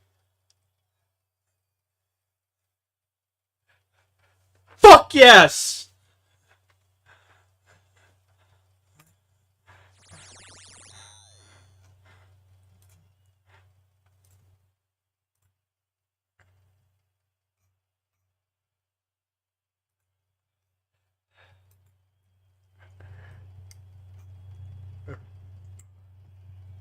Fuck yeah, baby. Oh my god, what a time to tune in. Oh.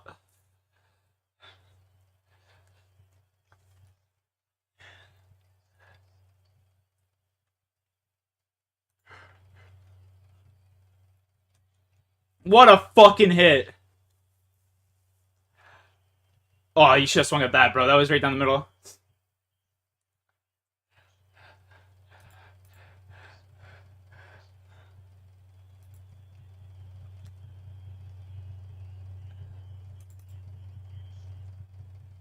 Oh my god.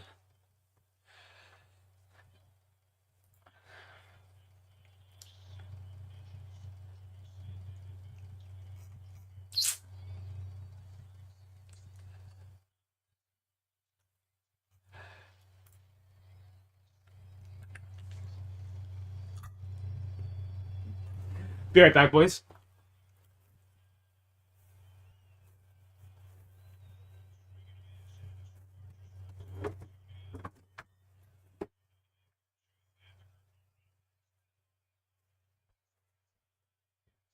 Fuck yeah.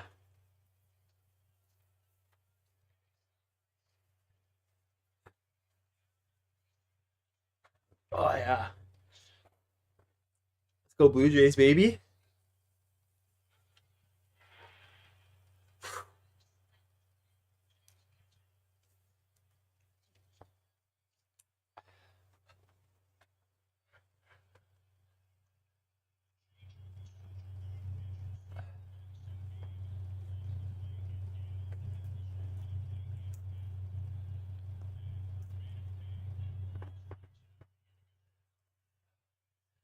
Fuck yeah, baby.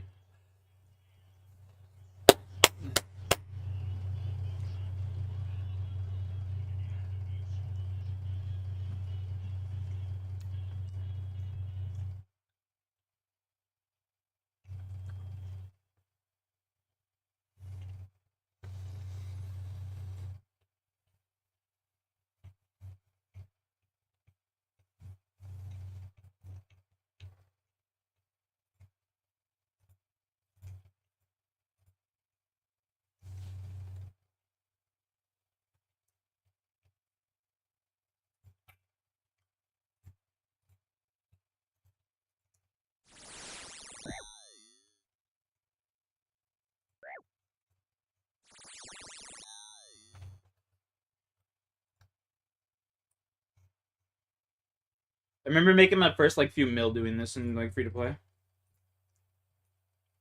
Back when these were like 2,500 pop.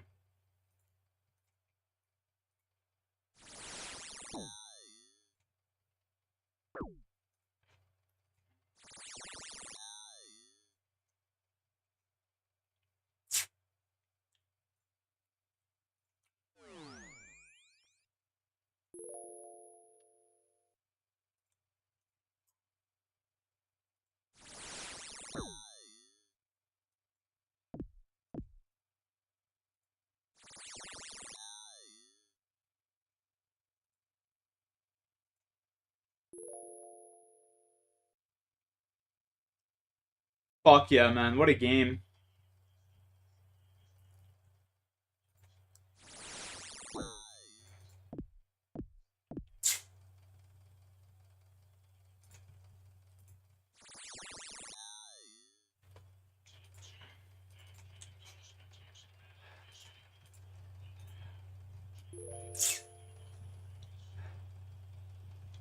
Oh yeah, he's dealing.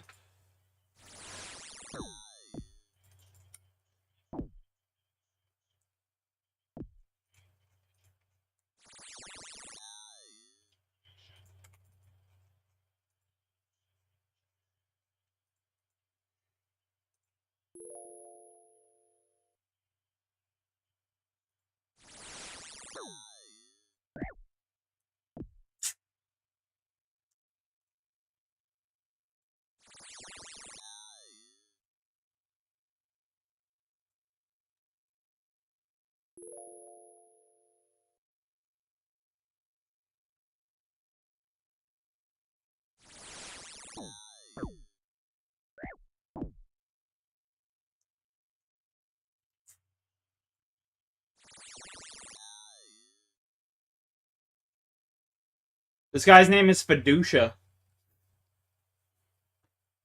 Fiducia. I don't know about that one, bro.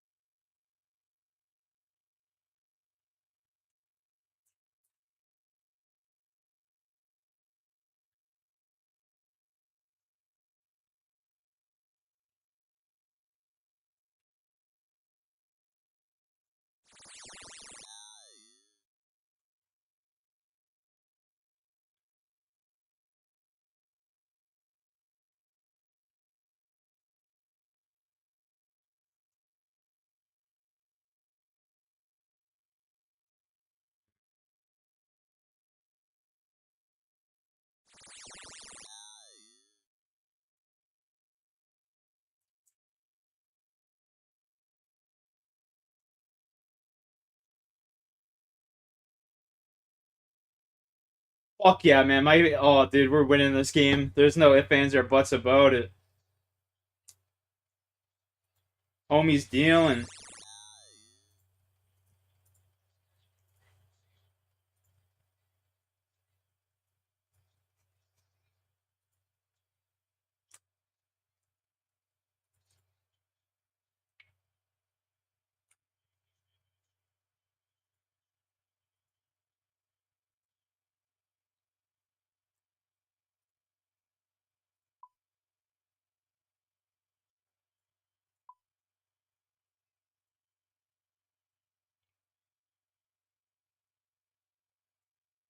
Oops.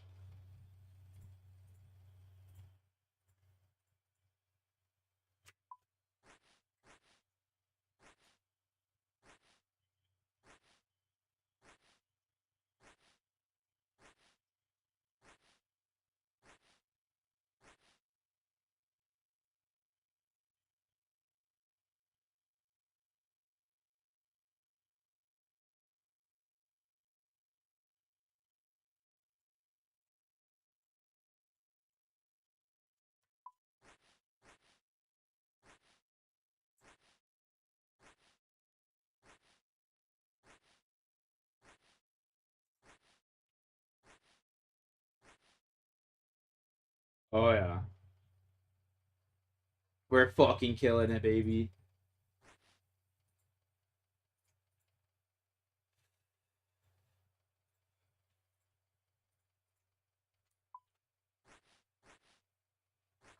Yo, Squirt, how's school been going for you, buddy?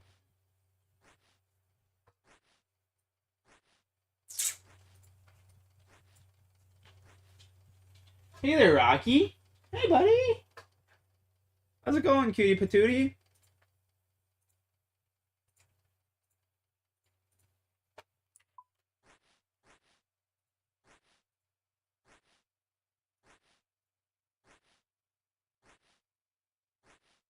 Got some homework? What kind of homework do you got? I'm genuinely curious, actually.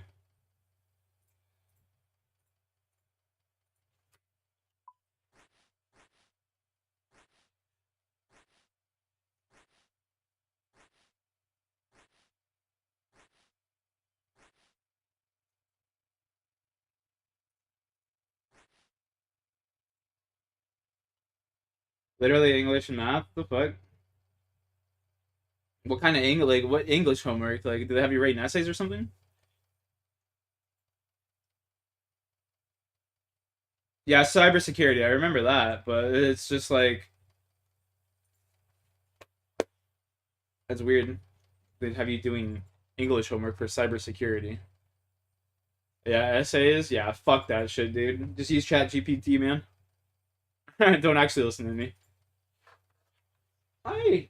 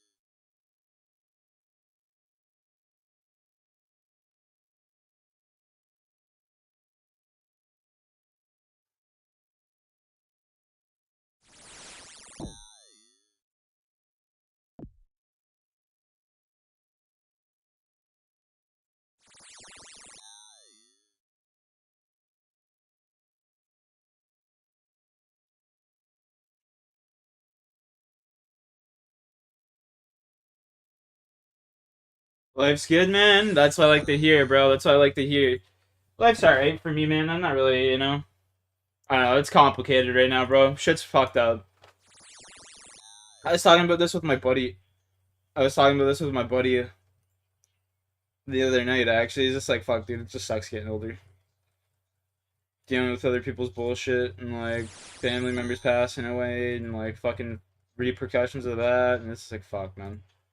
Friends are dying.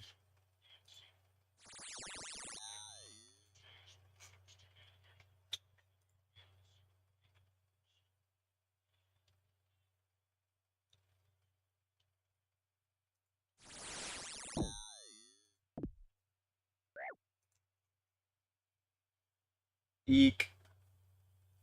Eek gads. Oh, that's a homer. No. Bro, how does he, like, square up a ball like that and not fucking hit it out. That's crazy. That was such solid contact.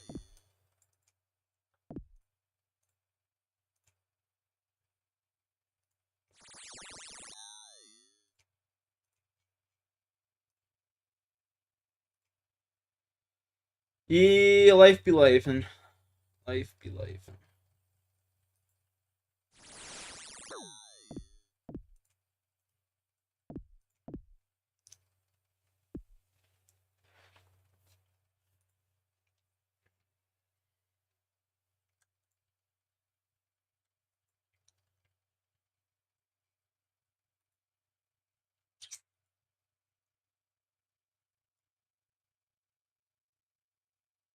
You got a bud too lazy to pick some up? I mean, shit, bro. I got tons of bud.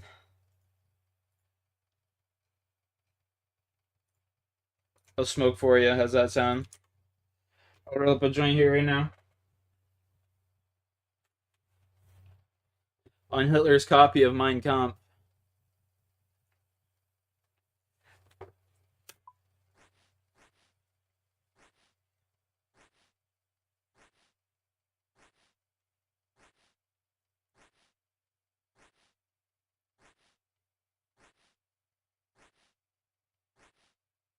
Of course I saved so many now. Learn from the enemy. And the more I study it, the more I realize maybe he wasn't wrong.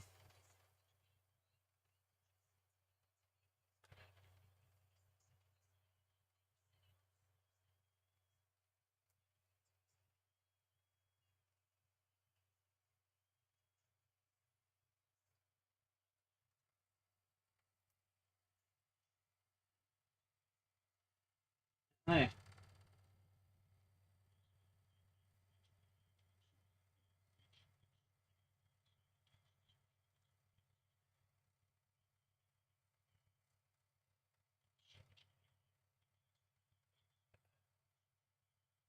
Look at the liberals. That's what I'm saying.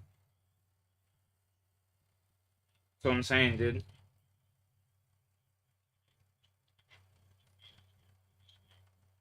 Yeah, literally like read my mind. Okay.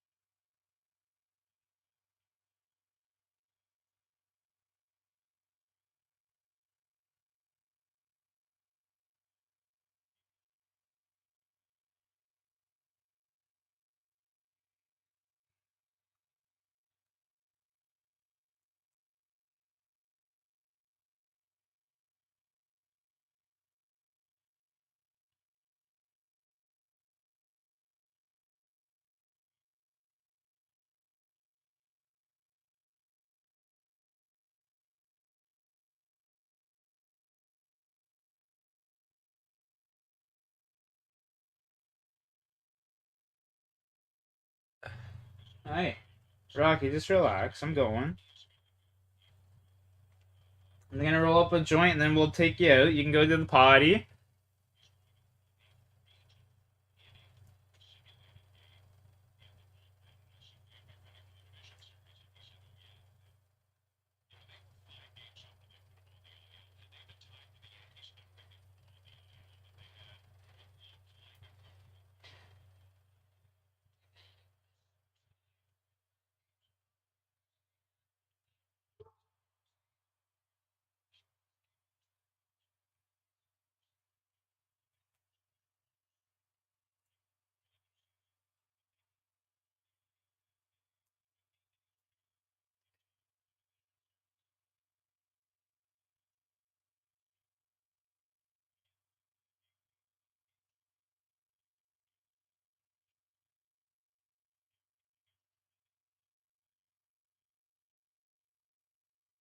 Relax.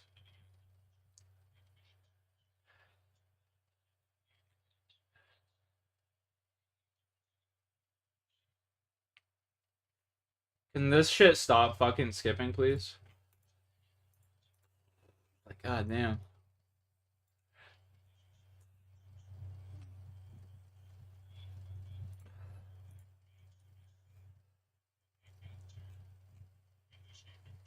Brew.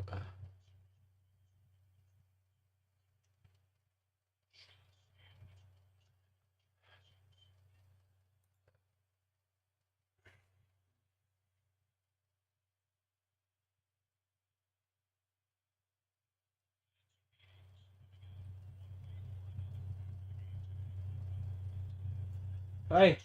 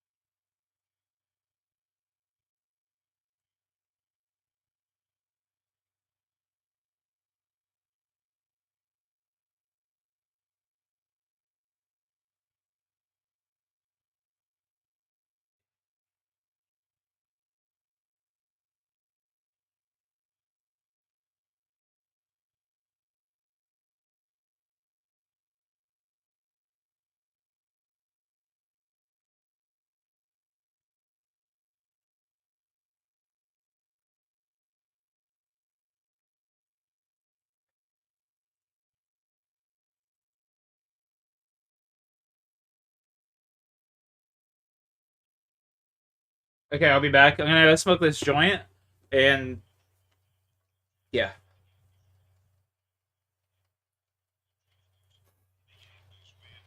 I'll be back.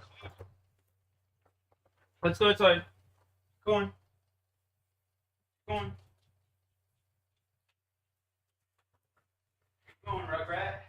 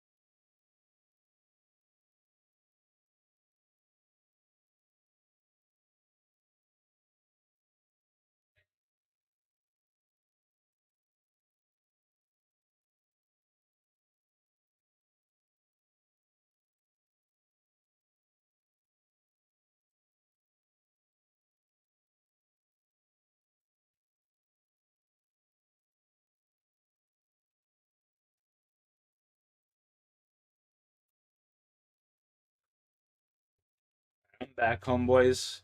Squirt me, boy.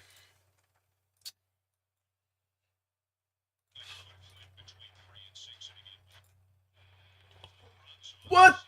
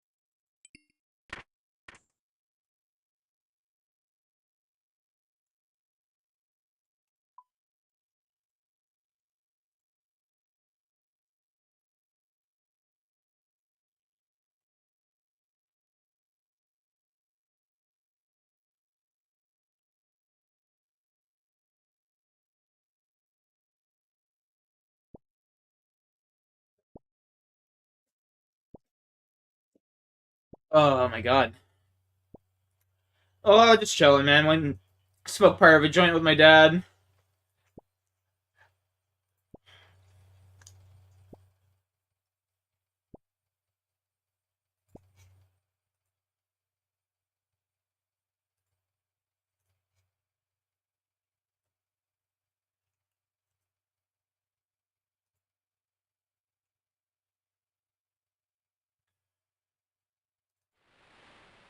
Fucking worried about the guy, man. He's losing all of his fucking hair because he's stressing out so much and shit.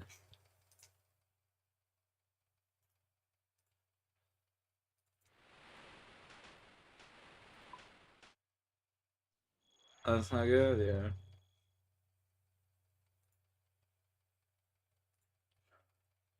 yeah. Yep.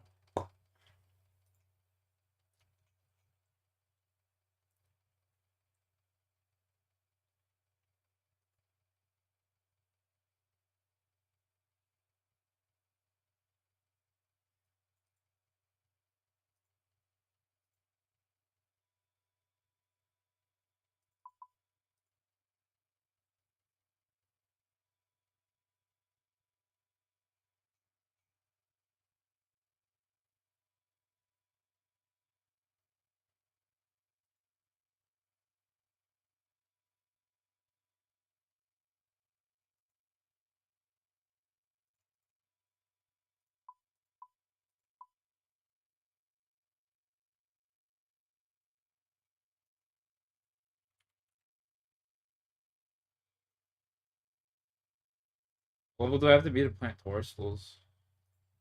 85, I think. 85. Yep.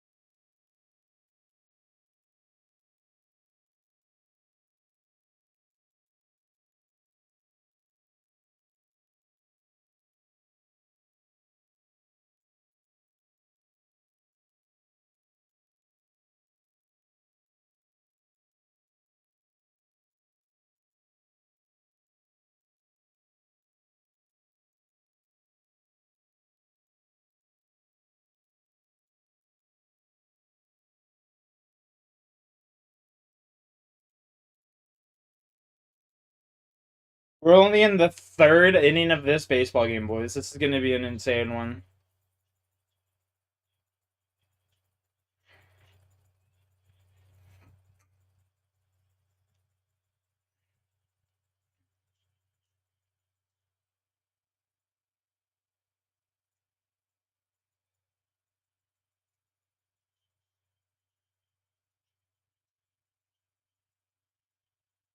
Oh my god.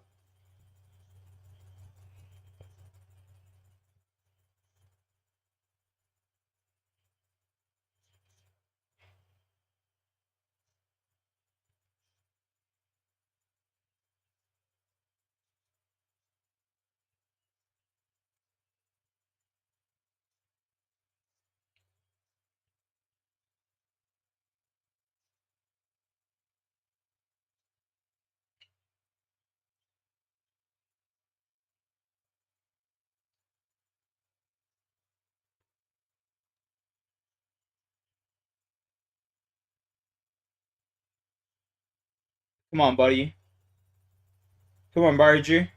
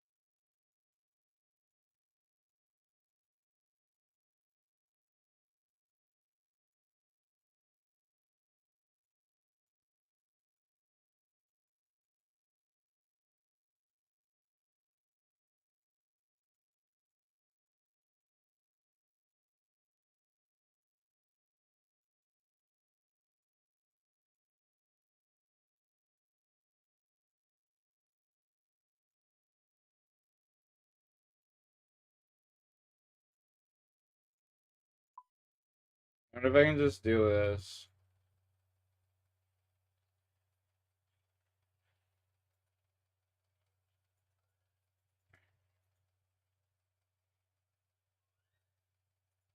Damn.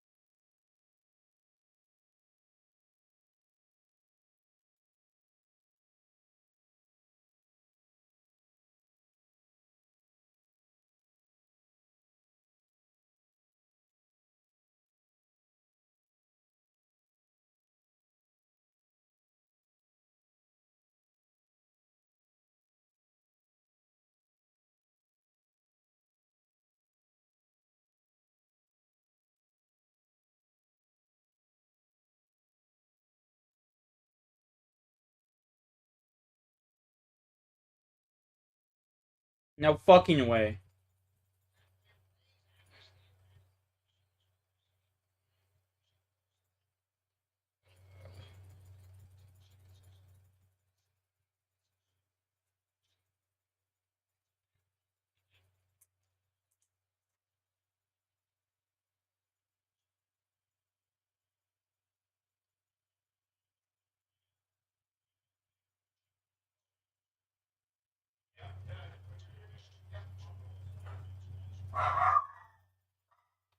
Rocky.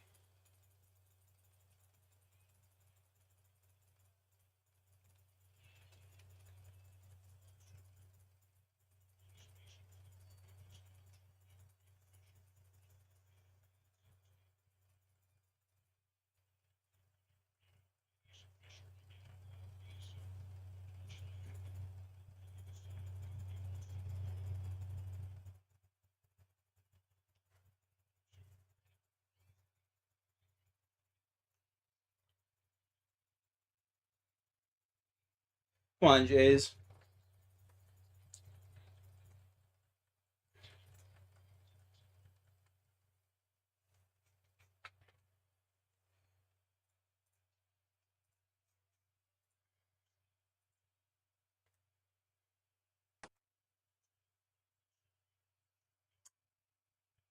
Oh. Fuck.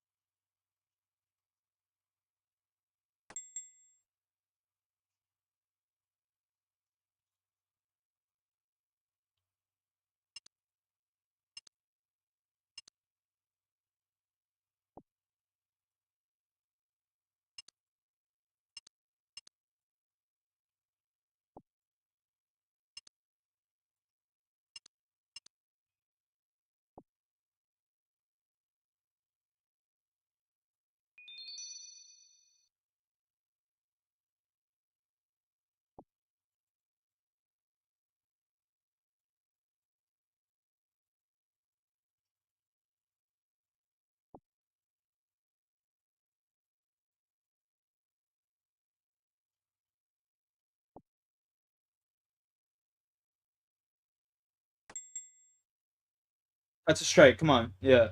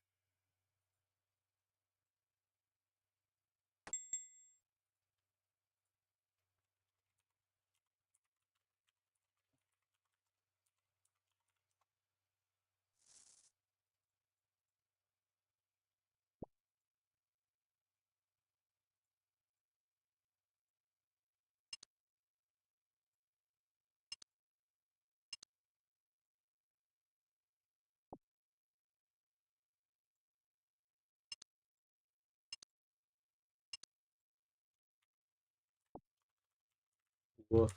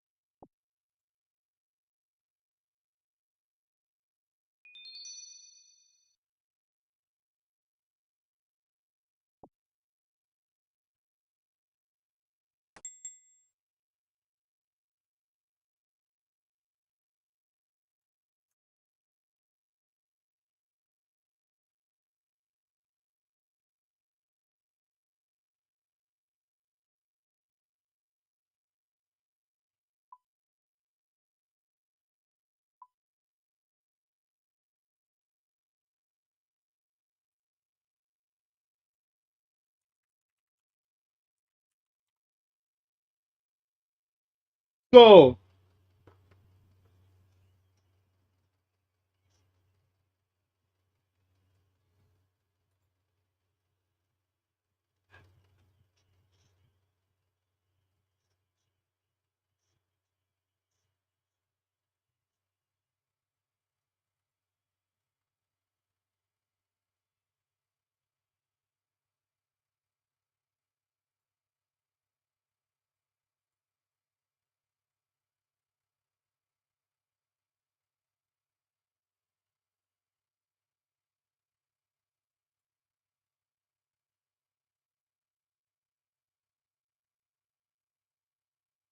$6,900.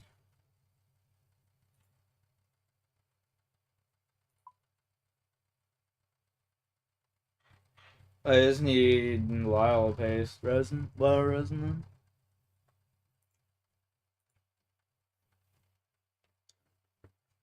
That's alright.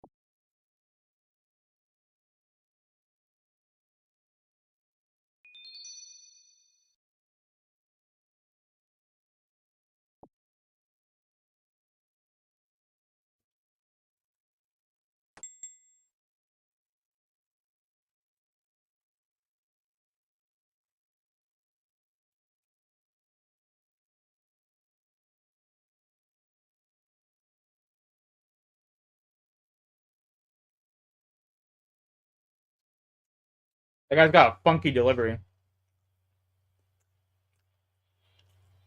Nice! Let's go, baby!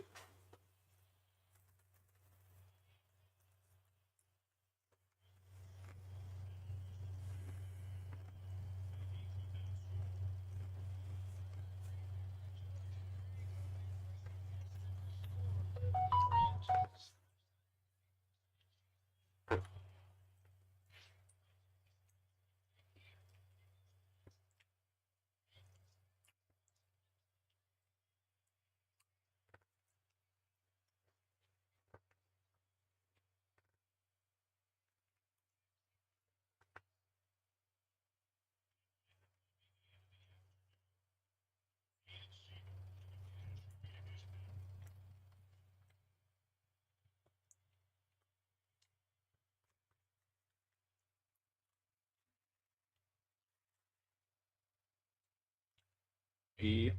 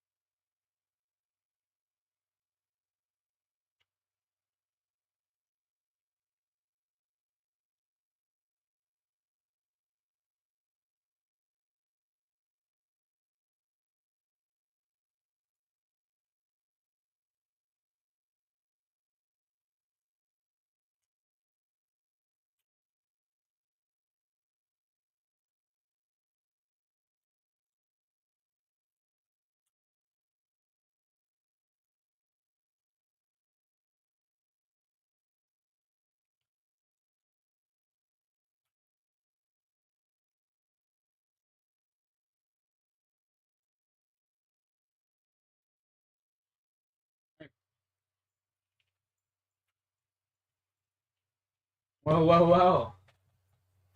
Beneath the big Beatrice, how's it going, girl?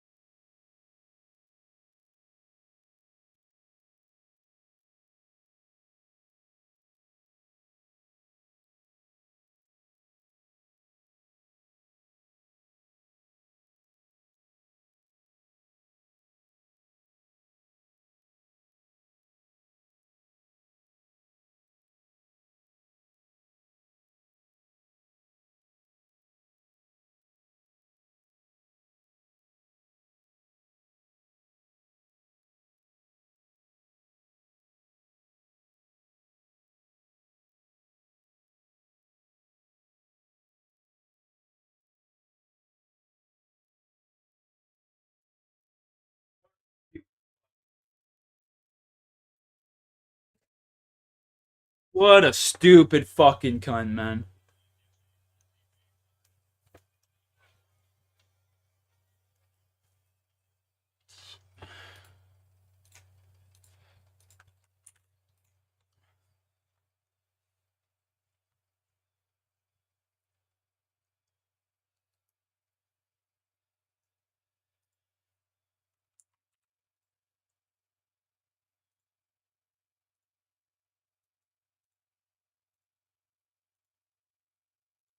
Don't ever fucking message me again.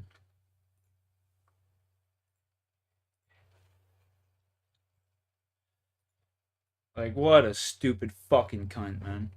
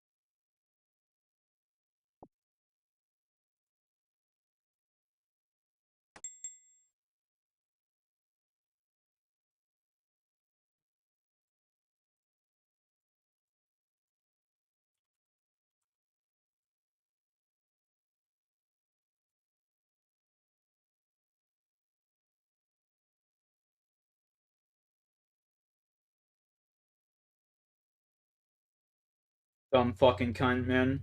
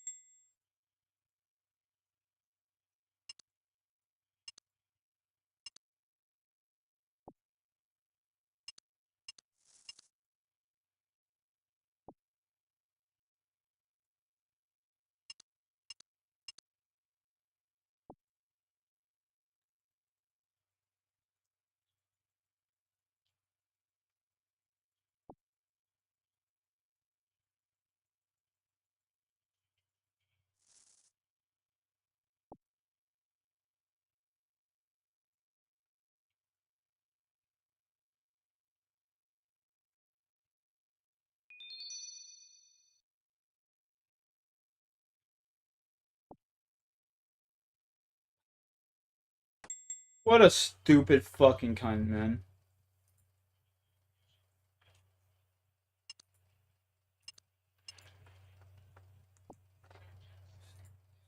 Don't ever fucking message me again. Don't ever fucking talk to me. Fucking stupid. Stop, Rocky. Go downstairs.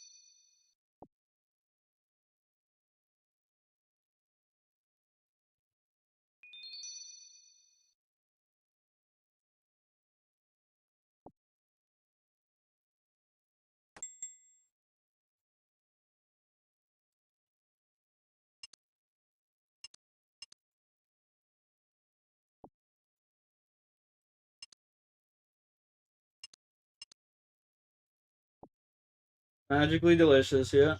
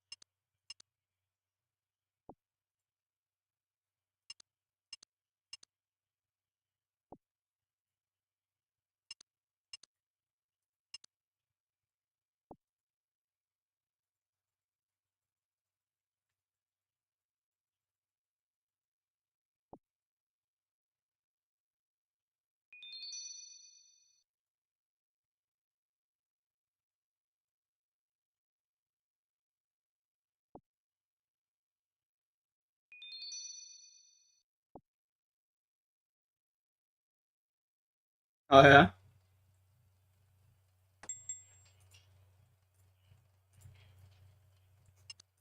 Wiener. Wiener the wiener. 84 J's.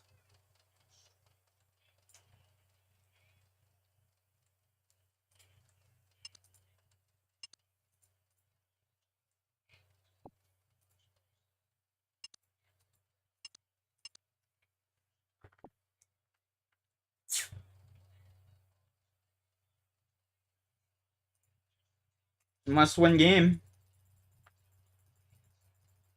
Talking to that buddy. Look, bonfire.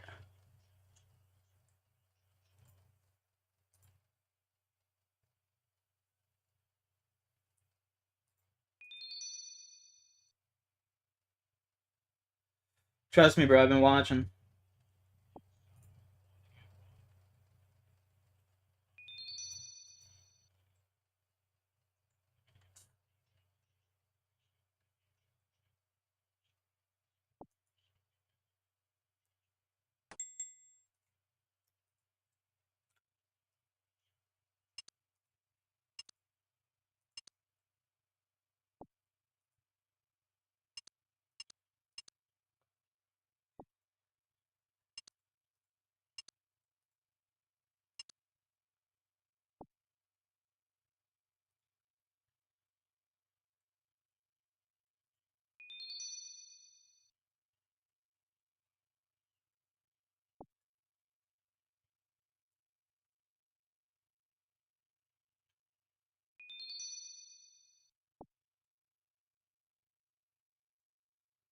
Yeah, we were when we were playing with critics. When we were playing with critics, we were for sure.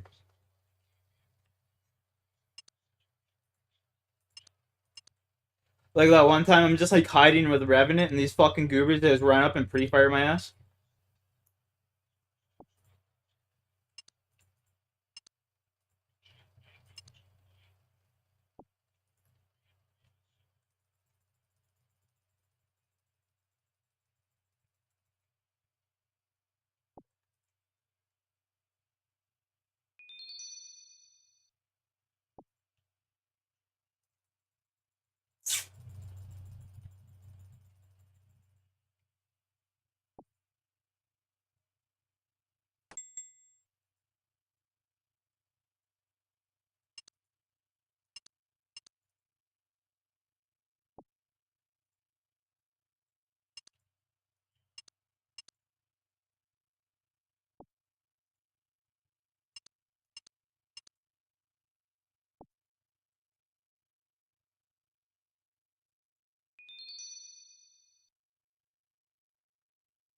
The bullshit walls, exactly.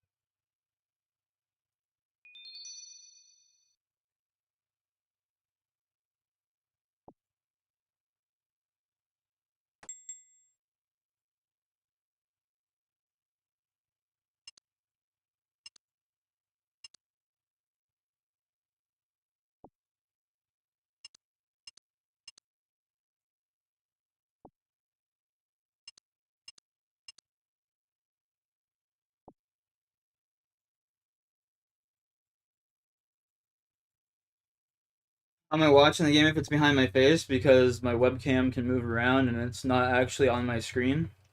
It's just part of the fucking... It's part of the OBS, not the screen that I'm playing.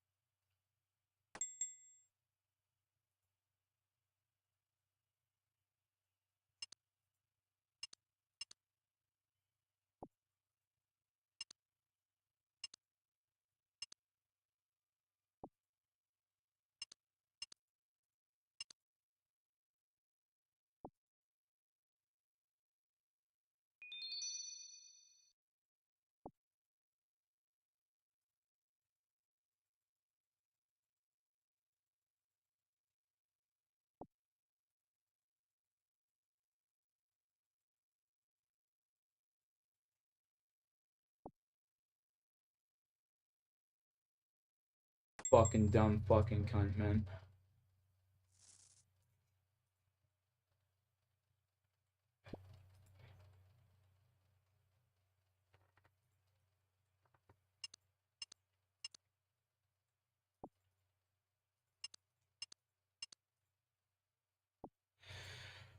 I just gotta do my own thing, man. I just gotta get the fuck out of this shithole. Then my family's just fucked.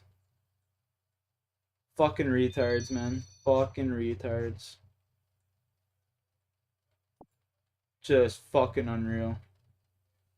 Grade 3 fucking education and it shows, you stupid cunt.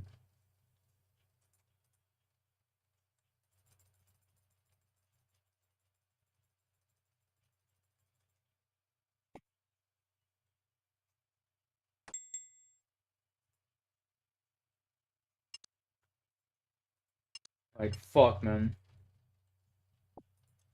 My aunt's so fucking stupid, bro. Like, it's fucking unreal.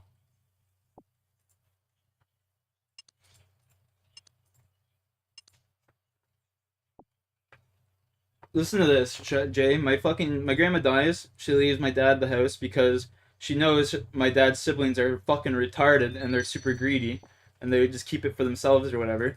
So what my dad was gonna do is he got an estimate on the fucking house. The house is where the fucking realtor said, "We'll put it up for 800,000. You'll be lucky to get 7." You know what I mean? You'll be lucky to get 7. So what my dad's point, what I told my dad was like, what you do is you sell this house here and then you pay off your brothers and sisters like 200K each because the house they're not even gonna get that much. You know what I mean? They're not even gonna get that much for the house. But my aunt's fucking like, oh, I want more. Oh, it's just fucking, oh, dude. And now my dad's just gonna sell the house and they're not even gonna get 200,000. My dad was gonna give her more money than what she was gonna get. Like, she's fucking retarded, man. Like, she just doesn't, like, you can't fix fucking stupid in this world, man. You can't fix fucking stupid.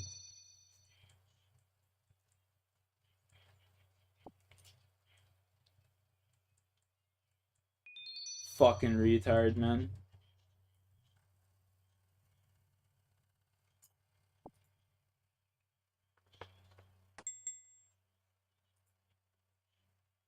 Money blinds and shows true color option, yeah.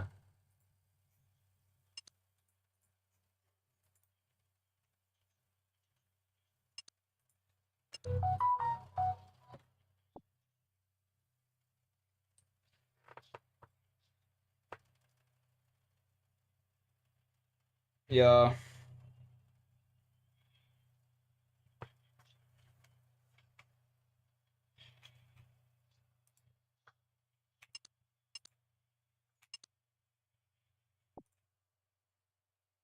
Yo, what's going on, bro? What are you saying?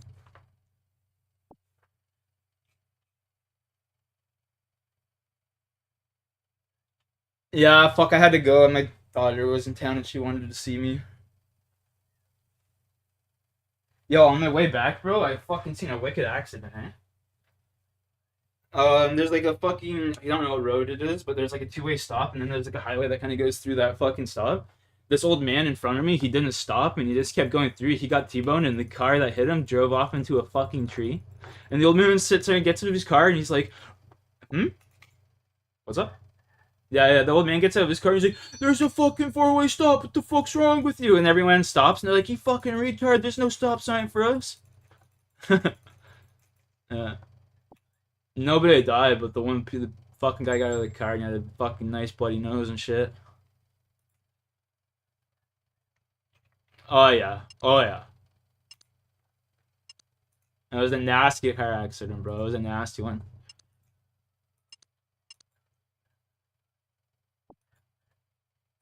Yeah, it's some entertainment, yeah.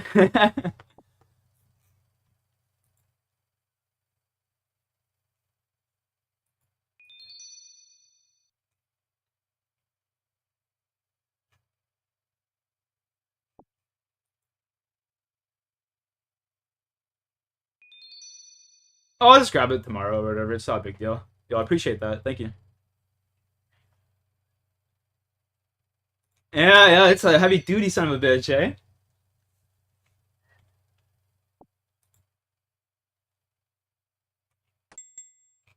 Yeah, that's fine. That's fine. I don't mind that.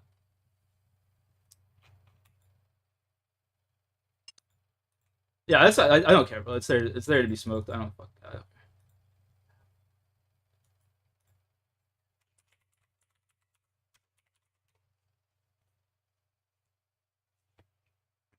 Yeah, man. Don't worry about that. That's fine. I'll fucking grab that. I don't really care. I felt bad anyway. I was fucking reaching lines off you guys all night. I should have fucking. I gotta go though. My dad's trying to call me here. He's fucking freaking out.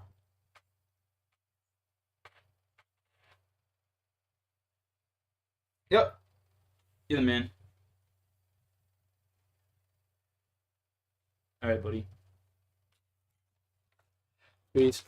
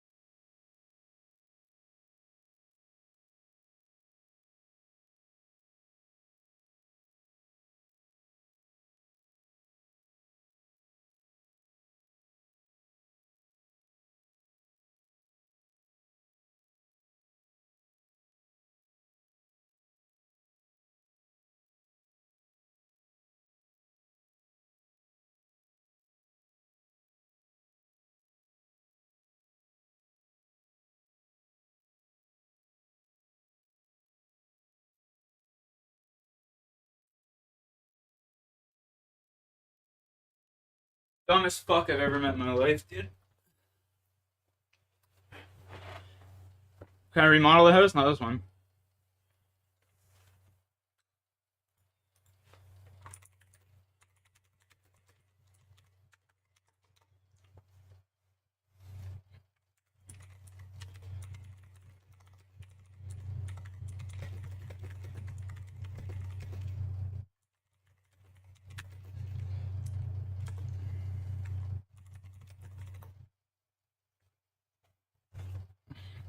Dumb fucking cunt, man. Like, my dad's family are the dumbest fucking redneck fucks I've ever met in my life, bro. They have no conception of actual any fucking thing with a value in life whatsoever. Like, no wonder they never own fucking anything in their life. Garbage fucking people.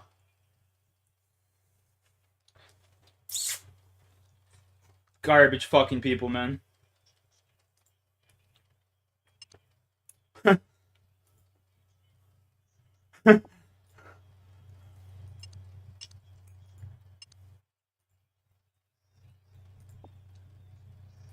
Like, my dad is willing to give her $200,000, and she doesn't realize that if she sits here and doesn't take that 200,000, she's gonna get like 110 at the most. Like, she thinks she's gonna end up with 200,000 after selling the house. Like, no, you're not, you dumb cunt. That's not how it works. There's lawyers' fees, real estate fees, all sorts of shit, and then she's gonna have to divide it in between 4 people. Like, like. I don't fucking, what a stupid fucking cunt, man.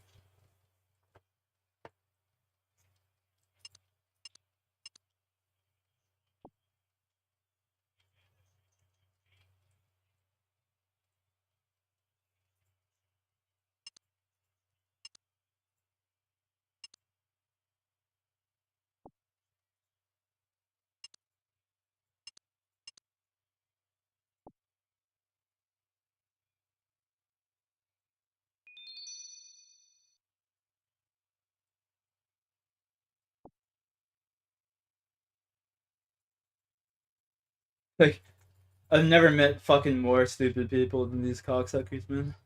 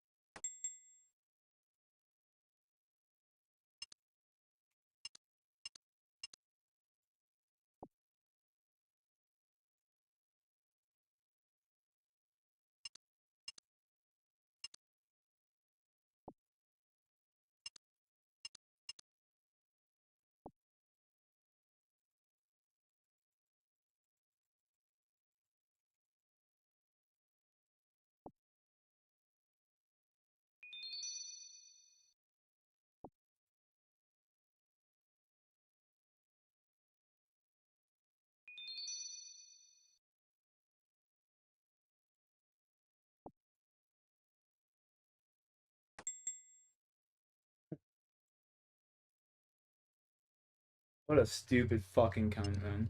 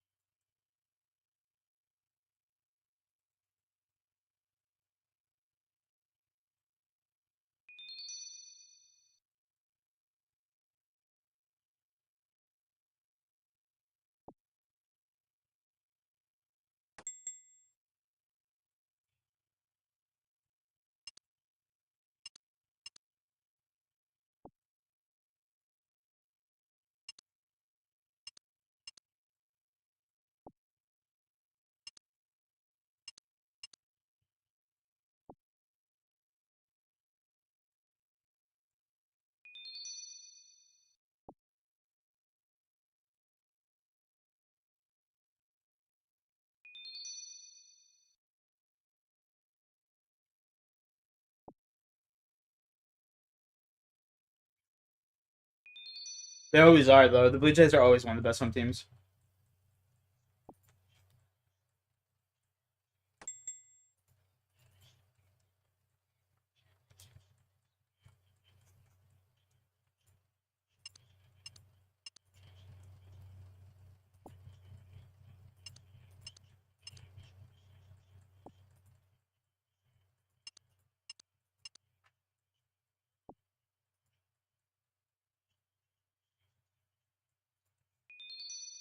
I hate that tiebreaker bullshit. They actually used to have to play each other to see who'd win.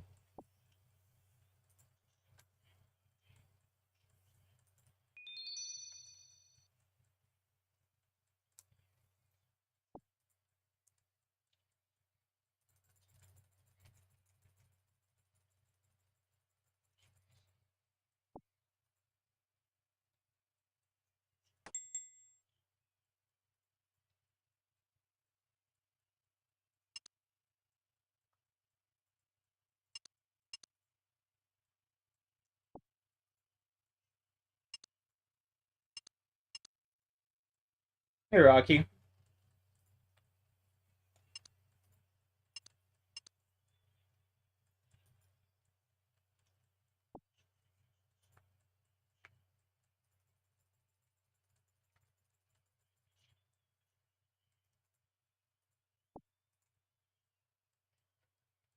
Dog's name's Rocky too? Nice. That's what's up. Rocco with the big caco.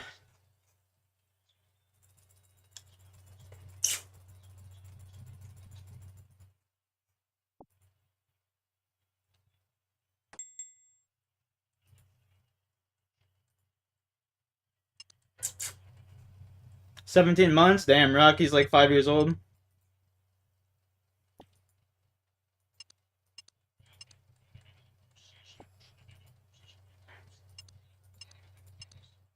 Ah, fuck.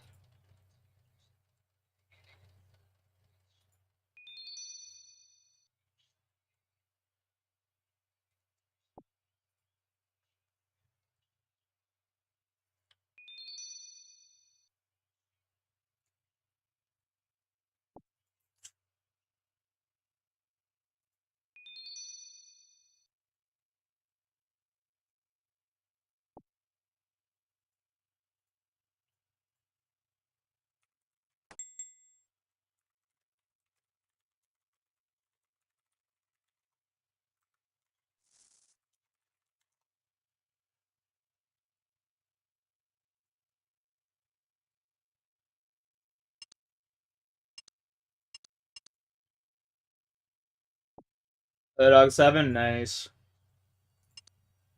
What's his name? Or its name?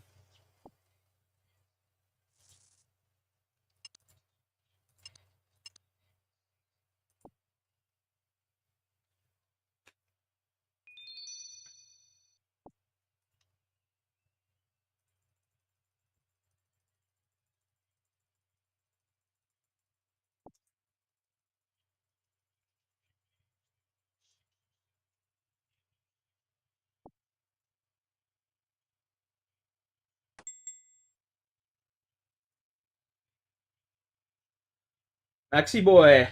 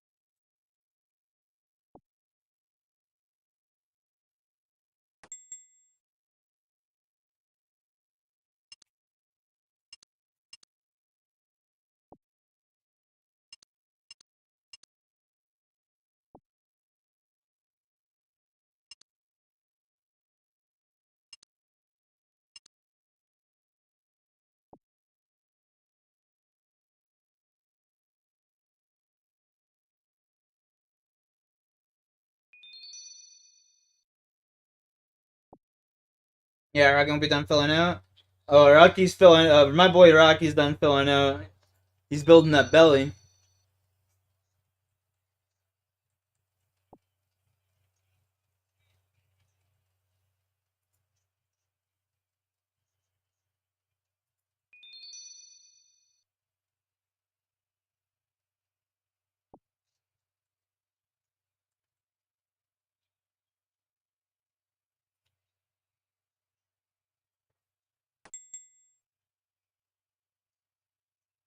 Fat and brown.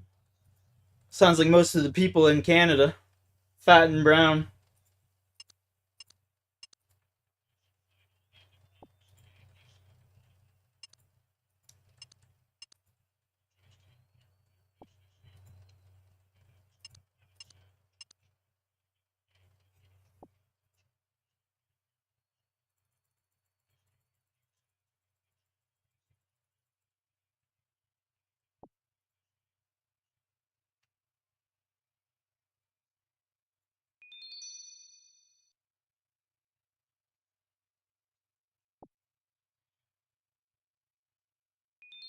Yeah, buddy, it's been tucking over.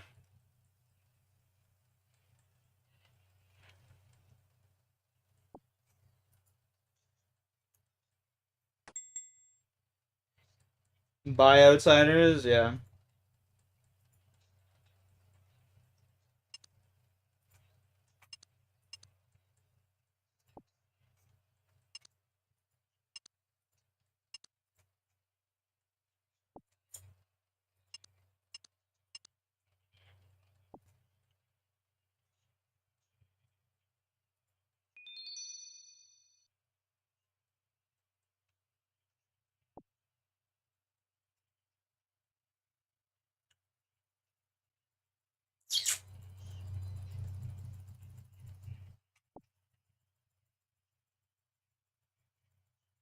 Looks nice in the US? Yeah, propaganda, brother.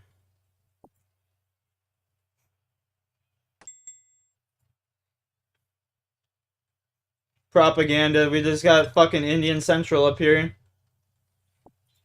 Trust me, you don't want to live here, dude. Canada, the US is way better. Maybe once upon a time, Canada used to be fucking superior. Now it's just full of fucking retards.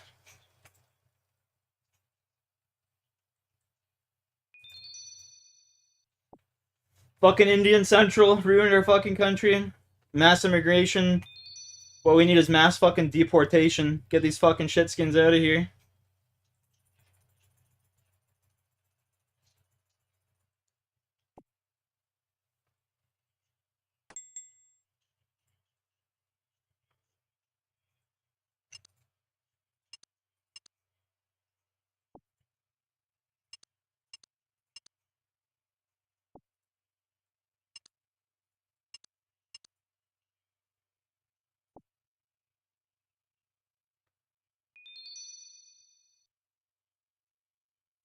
Wheeze? I don't know what that means.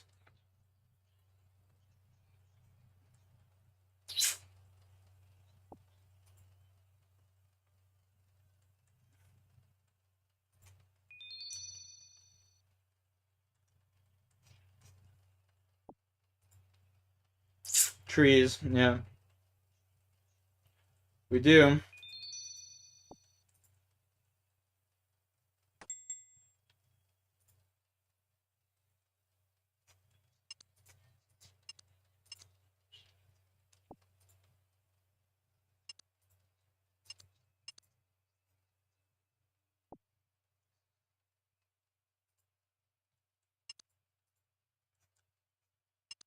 Why so many fires? Because the government wants land, brother.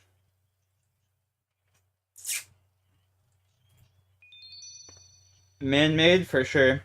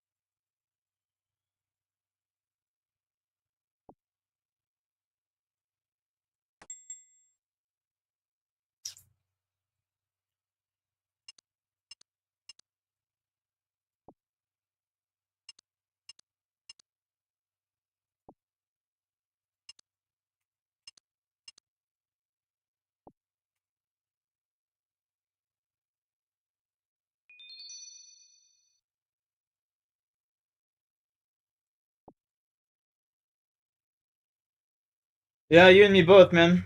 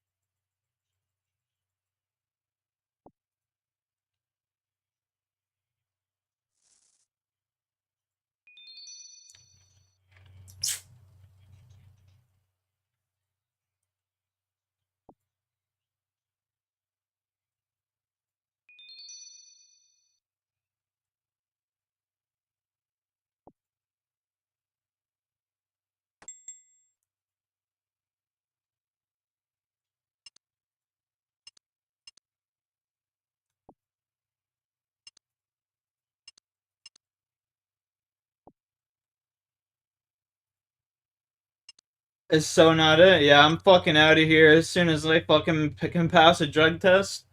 I'm fucking off out of this fucking province, man. I can't fucking deal with this bullshit no more. And I ain't fucking coming back. Like, tell you that right now.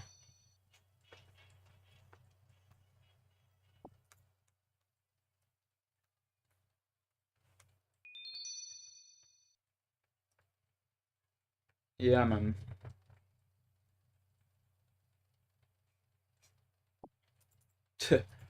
Just fucking pathetic.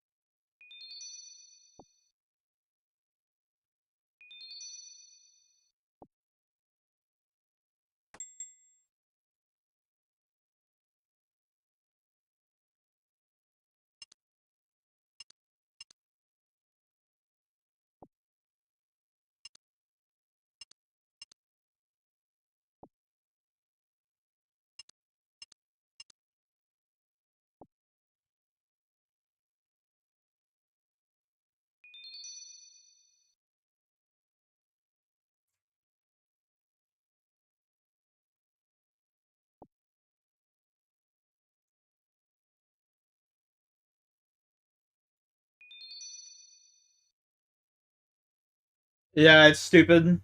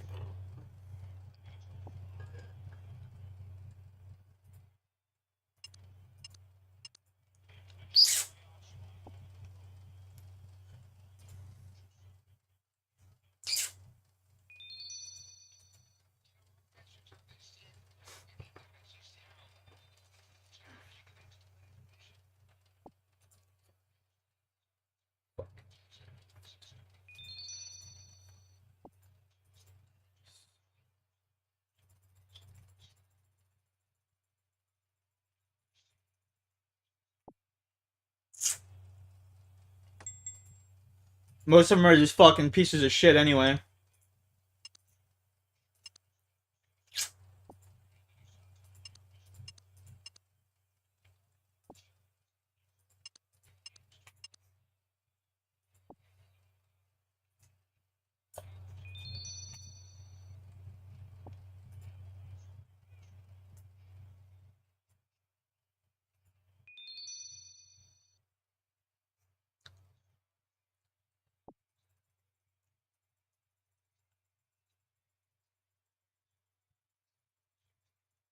Just scamming their audience for tens of thousands of dollars and shit.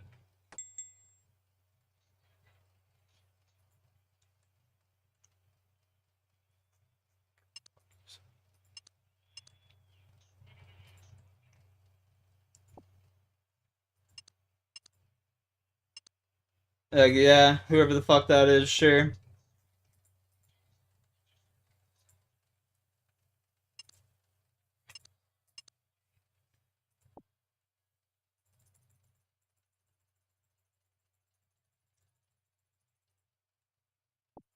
I was thinking like Steve will do it and shit. They just go and spend it all in gambling, like fucking millions of dollars away and shit.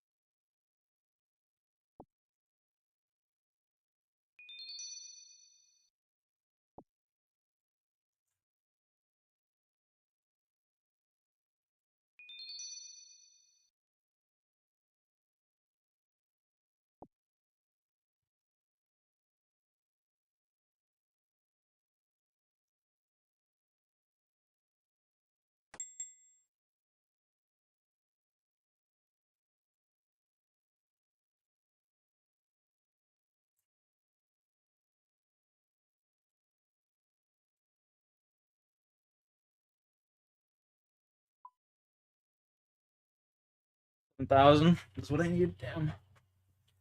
Well, Blue Jays are AL East Division champs. Let's go. Huge. Fuck. Hey, buddy.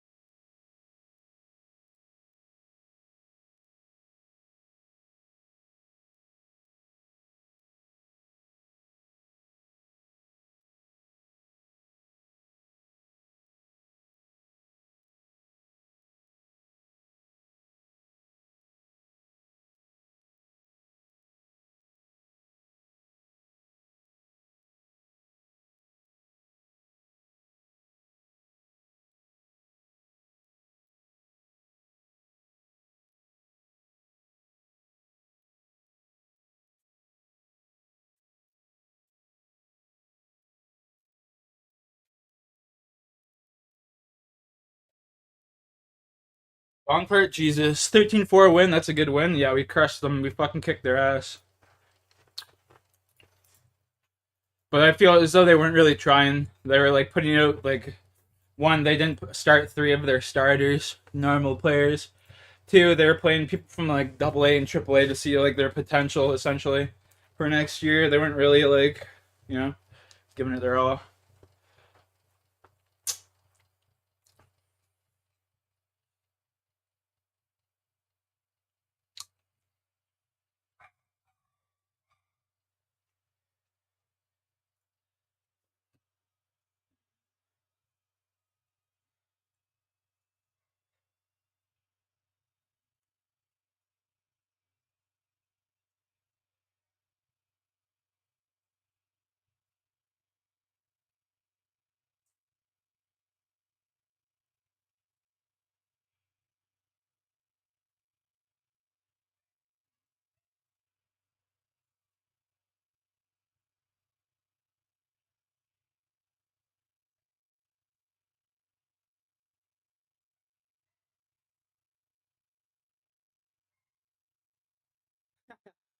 That's hilarious.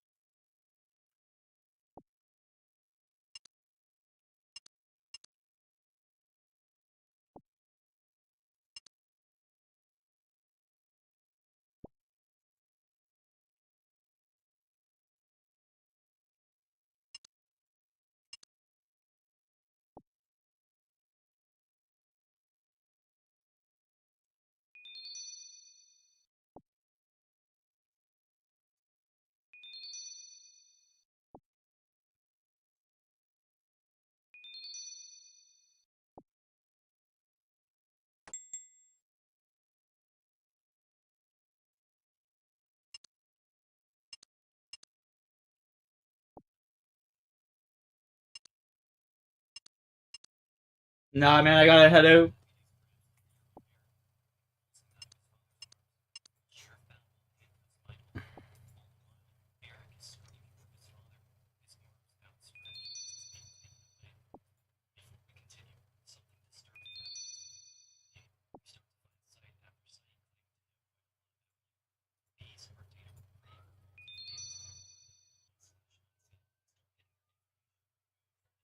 Headed out in the wilderness? Yeah, exactly.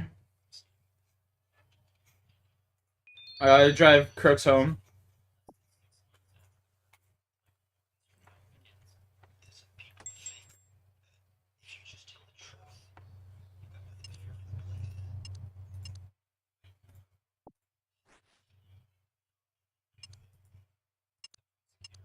It's chilling, Jan, so what are you saying? I laughed the first time I saw your YouTube name. Nice. Yeah, I gotta drive him home.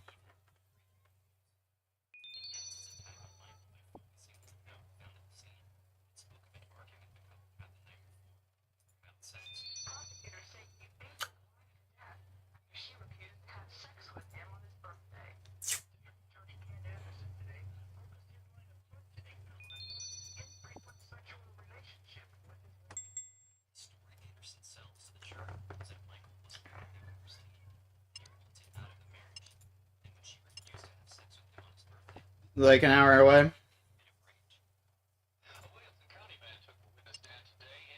He's down at the bar, getting fucked up.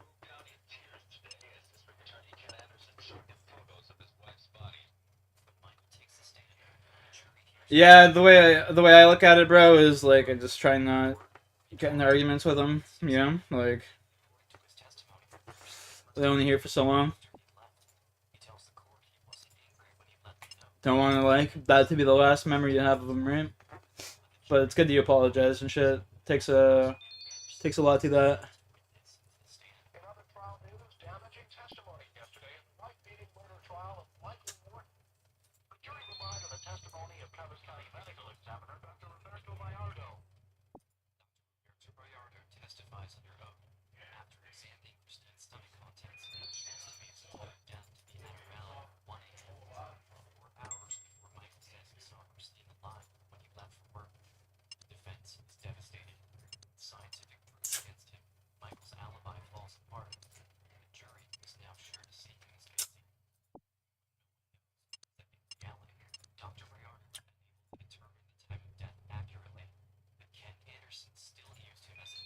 Hey, Jack, you getting some ribs? I already ate, bud. Get them in ya.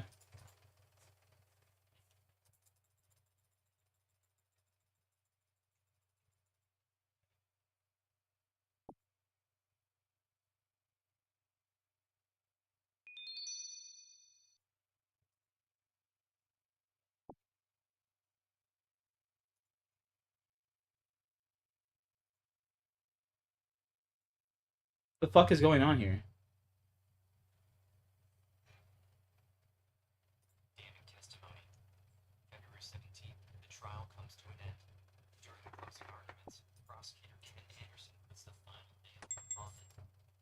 There we go.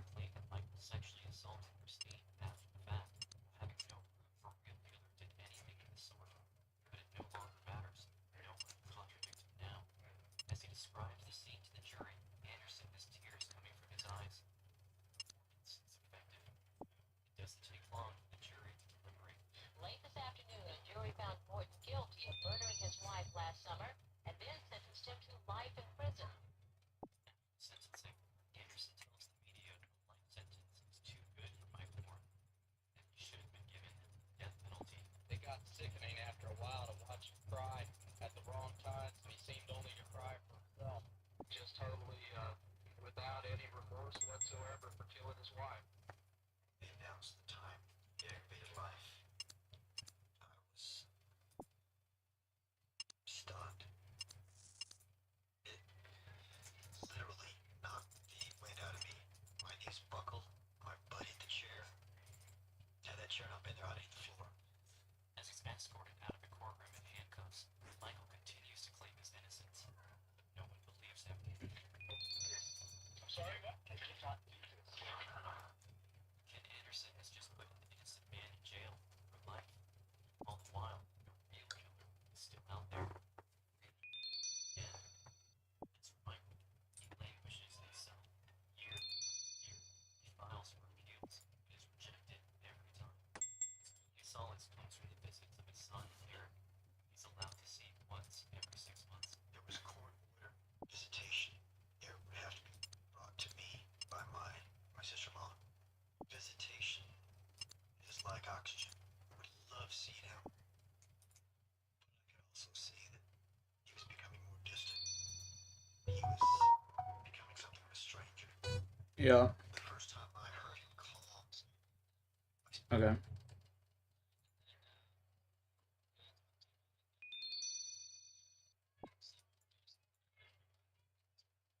Okay, cool. See you in a few. Yep. Alright, I gotta get. Gotta go. Peace, boys.